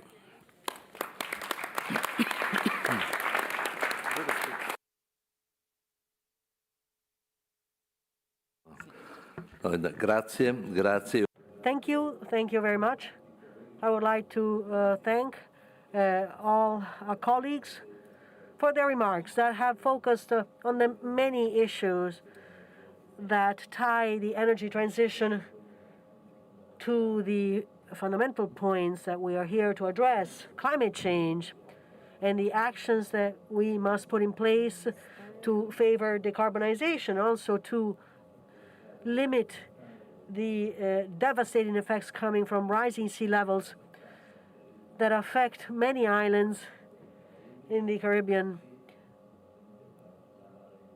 And then, of course, the reduction of CO2 emissions also is a paramount goal. But then we should also consider development in this framework, global development that is related to our ability to be able to respond to rising energy demands. Global forecasts point to a sizable increase in energy demand. Energy produced in many different ways and different kinds of energy, but mostly electricity. Latin America and the Caribbean have reached a 50% in their use of renewables for energy generation, but there's a lot of leeway there to improve. But as governments, we must be able to have the complete mix of energy sources to always be able to then respond to the needs of our countries. This means also giving answers to our peoples, establishing the conditions for our peoples to produce better, consume better, and also for our countries to import and export, and therefore intensify our trade relations that are becoming increasingly important. Just a few days ago, an agreement was signed between the EU and Mercosur, and I believe that this bodes very well for the future, and it will bring benefits for both the EU and Mercosur. We're talking about products, we're talking about trade, we're talking about something that's good for the citizens who live in our regions. And I believe that this topic, next to the fundamental topic of decarbonization that we will discuss at COP30 in a couple of months in Brazil. I had a chance to meet last week Marina Silva, the hosting country, the country that is hosting COP30, and there we will have to continue to discuss the details of decarbonization, but also the road that will take us to complying with the Paris Accord. And we will have to take stock of the situation, considering the commitments for virtuous countries vis-à-vis the goals that we have established during COP29, investing money and for mutual help amongst all countries, especially I'm thinking about developing countries. There are still too many in the world. And some are also in Latin America, but many in Africa and Asia likewise. Thank you for all your comments and your contributions. Thank you so much, Mr. Minister, for these final remarks. And I would like to remind you that the next event on our agenda is the working lunch dedicated to legal diplomacy for heads of delegation. This will begin at 1 p.m. And then at 2:45 p.m. we will have the closing session chaired by the Deputy Prime Minister and also Foreign Minister, Mr. Tajani. Thank you.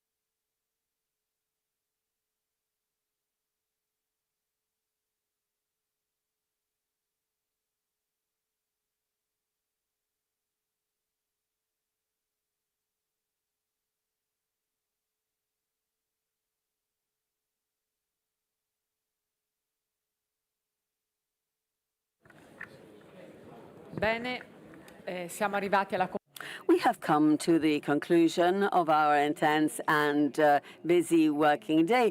Dear Minister, if you don't mind, I would like to give the floor to the Secretary of IILA, Antonella Cavallari, just to have a short summary of all the points that have been made. Thank you.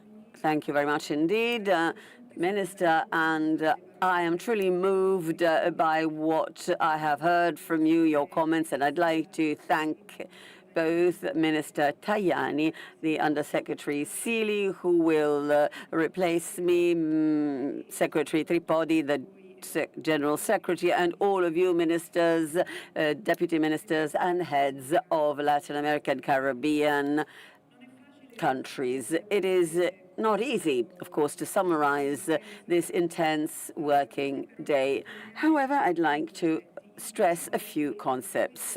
The first is that these events serve the purpose not only of exchanging ideas personally and, of course, exchanging ideas between Italy, Latin America, and the Caribbean, but it is also an opportunity for you to meet each other, to exchange opinions, and have a space for dialogue. Dialogue that is the prerequisite for trust and the continuity for relations, as the Minister of Colombia said.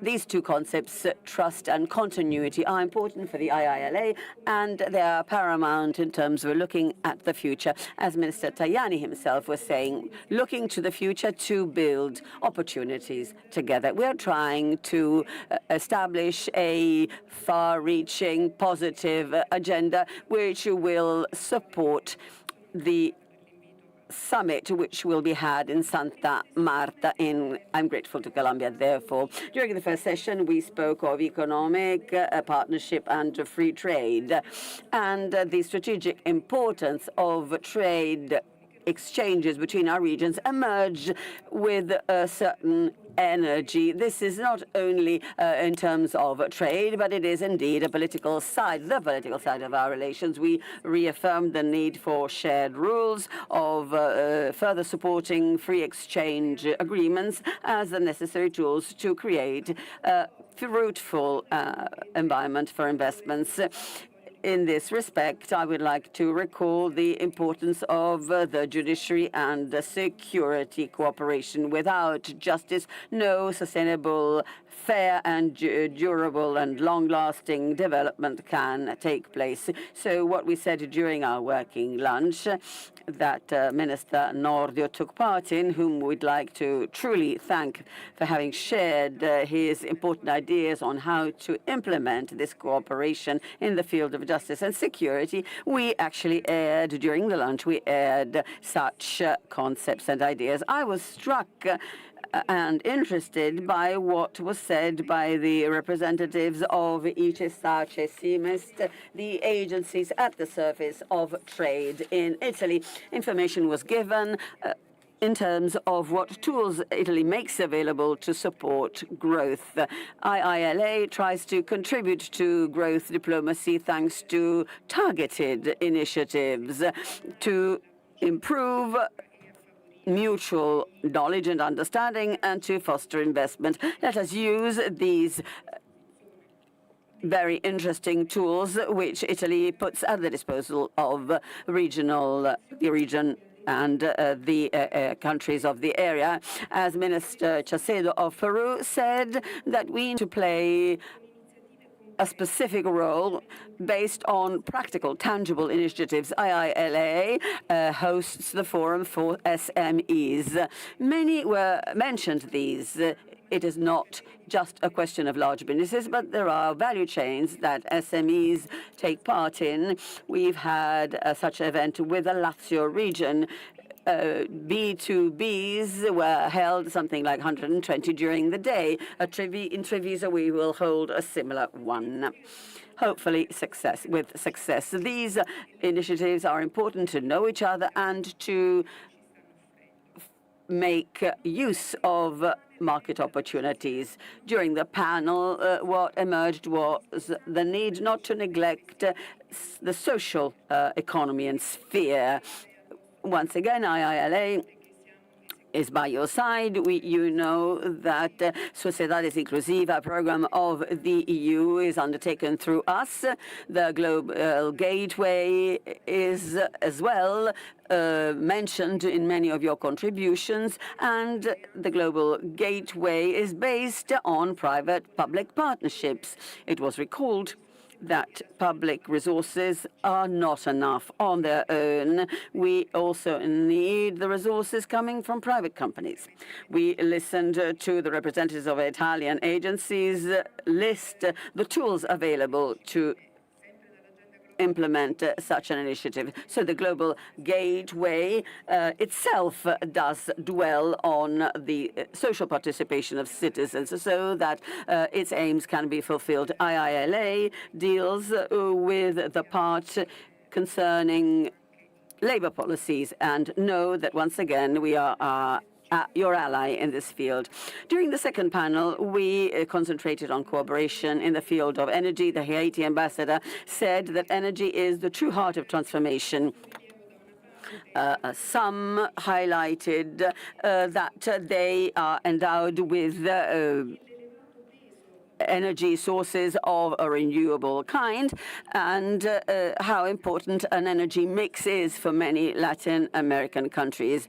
The CAF representative said that we should commit further in using green hydrogen together with lithium, and IILA worked on this with Chile in particular. Another issue that emerged is competitive advantage, as was illustrated by the Argentinian minister, the competitive advantage which Argentina represents. We must place adequate focus on technical assistance, and in many of our projects, technical assistance is a crucial element. There is a cooperation with Enel. And lastly, legal and judicial cooperation. I'd like to recall that 24% approximately of resources earmarked for IILA goes to a number of projects that were mentioned by quite a few of you. I will not dwell on this, but I'd like to recall the importance of this type of cooperation, which allows us to introduce new regulations and perform projects of the highest level. I'd like to thank all our participants. I told the Anti-Mafia Committee in Italy a few days ago was actually the object of my contribution. Since time is running out, I'd like to say that the focus on technological transformation and scientific research, including space cooperation, are crucial. We cooperate with ASI, and these transformations need technological innovation activities. Training in the field is one of the IILA core businesses, and I truly entreat you to take advantage of us. I'd like to give the floor to Minister Lubetkin for the conclusions.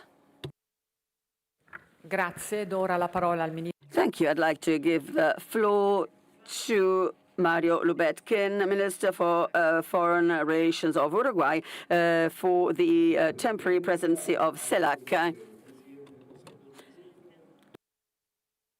Thank you very much, Minister Tajani, ministers, Colombian minister, Rosa Yolanda, the pro tempore minister, friends, heads of delegations, ladies and gentlemen, and friends, I would say, all. I'd like to thank organizers for having fostered this dialogue. It is a true dialogue which reflects the commitment that Italy has within this dialogue, with a view to supporting international trade, very practical, tangible dialogue. These are the challenges the Caribbean and Latin American countries share with Europe fundamental values, democracy, freedom, multilateralism, and a huge cultural heritage that binds one another beyond generations and borders, and which represents the basis on which we have to build a renewed agenda for cooperation. Given the changes in the international scenario, under huge pressure, some important areas of international cooperation are being squeezed out. But cooperation is increasingly important, however, it is increasingly necessary. Thereby, the work of IILA and the Foundation are a beacon to promote our values and a perspective which nowadays does not seem to match some scenarios. I'd like to welcome our outcomes, which truly have been crucial, and I would like to wish the best to the new secretary. Today's working day showed how complementary our region and your region are, and this represents an opportunity for a unique partnership to deal together with the international challenges, trade, exchanges. We have a clear idea in terms of which direction to take. We heard many proposals this morning. Even though international dynamics changed, trade continues to be a deep activity which is geared towards resilient development. We can do much together. The cooperation between Italy, Latin America, and the Caribbean is a factor which supports growth, both in the field of energy and free trade in general. The need of all parties involved makes it possible for the trade of clean energy, represents an important component for our prosperity. We need to think together, especially with a view to COP30 in Belen within the Amazon. There are huge opportunities for our region, for our continent.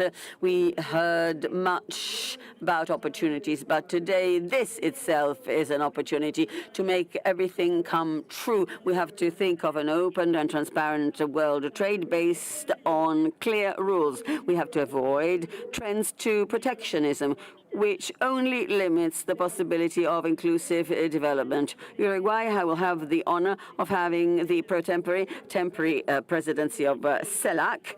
So also thanks to the Colombians. And for 2026, we want to uphold these values. We want to promote integration, cooperation, and constructive dialogue with partners. And, of course, Italy and Europe are strategic partners. We have to work towards peace, which is a characteristic of our region. So we have to decrease the tension that our region is going through. The agreement between Mercosur and Europe is a historical opportunity, is a sign of political openness. We can create more employment, more growth, more innovation on both sides of the Atlantic. The ratification of the agreement, hopefully this year, must be considered as a starting point. It means diversifying, exchanging, looking for new values for both Europe, Italy in particular, and opening the door to a trusted partner for energy, raw materials, strategic materials, and opening the door to a dynamic market with more than 200 million inhabitants. Let us recall the agreements that Italy has clinched with Brazil, the Caribbean, and so on. We are part of the solution rather than the problem, and we contribute decisively to food security and energy security in the world. We are a region with abundant natural resources, but also with an increasing vocation towards sustainability and internationalism. On behalf of Uruguay, I'd like to stress my willingness to work with Italy and Europe, with all our brothers of Latin America and the Caribbean, because only through cooperation and complementarity can we transform our competitive advantage into growth for all at the service of the people, of generations, the Italian, European, Latin America, and Caribbean peoples, so that we can turn into a reality all the reasons that we have mentioned and projects we have described today. Thank you.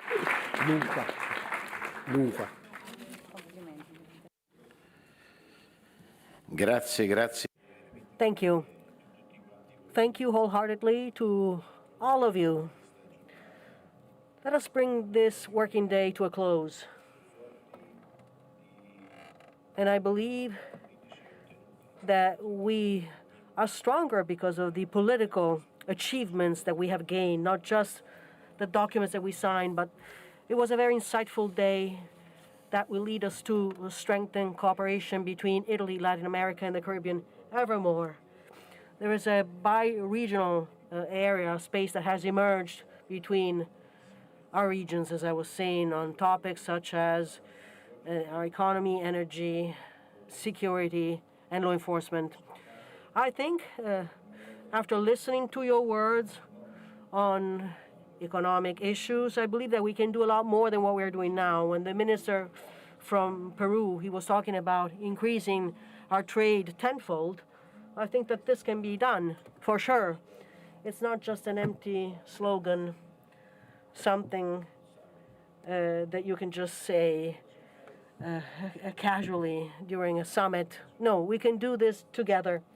So economic cooperation, trade, this can truly lead to an economic partnership that will allow us to increase the well-being of our citizens, both in Latin America, the Caribbean, and Italy. In a business forum, as it is envisaged in the investment agenda of the Global Gateway Program in the European Union, that's a very useful tool. We can act as your spokespersons within EU institutions, because we're firmly convinced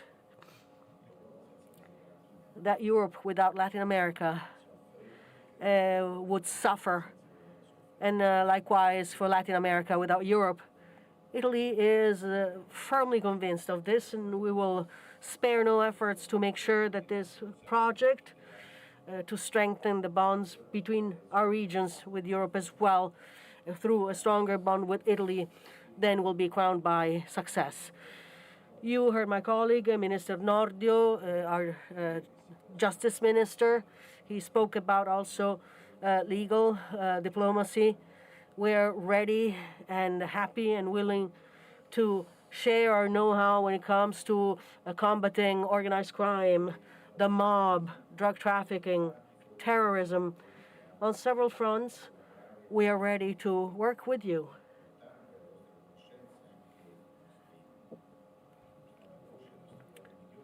And we can introduce you to our best personnel, and you can exchange intelligence with them if you wish to do so, or maybe they could train your law enforcement officers and also even members of the judiciaries, judges, so you can benefit from the lessons that we have learned so far in the problems that we've been addressing for a long time. Since we had a head start there dealing with these issues, we can contribute to your success in combating any kind of trafficking, drug trafficking, arms trafficking, or terrorism. So from this standpoint, I believe also in terms of legal diplomacy, we can do a lot. The final political statement is a very powerful political message that reflects this ambition to establish a bi-regional area. I would like to thank you all for the constructive spirit that you have given proof of during the negotiations, and I very much welcome the establishment of a working group, and this will allow us to better plan our future activities based on the priorities that we have identified together. I do not want this just to be a document to hand it over to the press once we leave this room. I want this document to truly become an agenda, a blueprint for action, where we should all commit our energies in a continuous way, not just focusing on bilateral events and strengthening cooperation only in formal occasions where there's a special meeting or ceremony. No, this must become a daily kind of work if we want to really increase tenfold our potential. Untapped potential is massive. We must be able to enhance these opportunities and grasp them together, your opportunities and our opportunities, also with the EU, in order to reach the best possible result.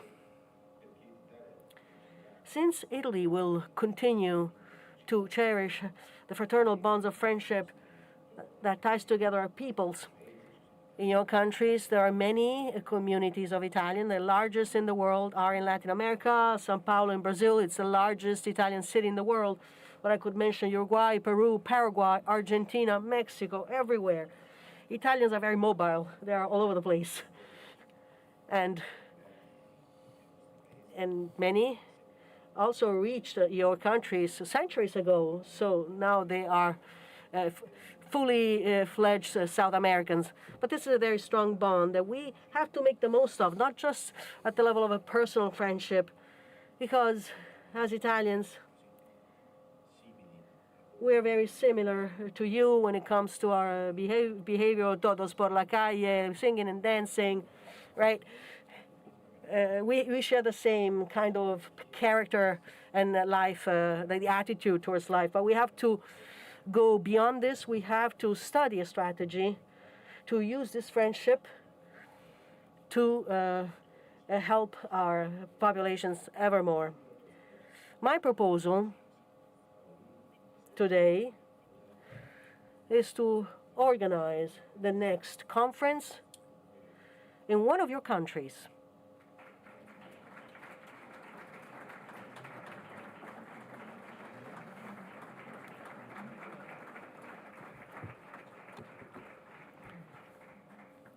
Después vamos a hacer un partido de fútbol. And maybe we can organize a soccer game at the end. What do you think? Since we all love soccer, who knows? That could be a good idea. So together with the Italian Latin American Institute, if you agree, of course, together we will look into where we might organize the next conference. I believe that this could be a way to give a message, to convey a powerful message to everyone. We need to protect the minority in democracy. And I think I will be very happy if it's possible to organize in one of your countries this event in 2027. And we are ready for doing what we need to do, for supporting, for be counterpart of this event. ILA will organize, we'll study with you where it's possible to organize this event. Quindi grazie veramente. So thank you really from the bottom of my heart. I was very happy to host you in my hometown. I hope you enjoyed Rome, and maybe once bilateral meetings are over, you can go on a shopping spree. Do not max out your credit cards. But Rome is a very welcoming city. You can also, go and visit religious landmarks. There are so many things to do. The Jubilee year is still going on. I hope that you felt at home. We will always be happy to welcome you in my country. So thank you really for your support and your cooperation, because with the friendship that you have shown towards my country, with your presence today, really was an honor to have you here. We feel honored because of your work and your proposals. I believe that we have added an important, let's say, we made an additional step in the right direction to strengthen cooperation and friendship between Latin America, Caribbean, and Italy and Europe. So thank you again. Thank you all. See you next time, and then we will find out where. But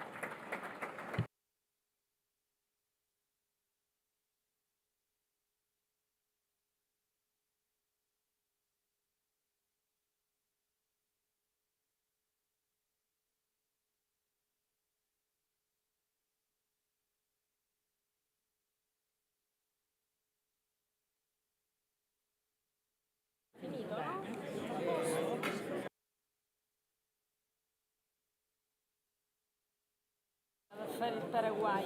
Va bene. Che detto così è un po' male, però.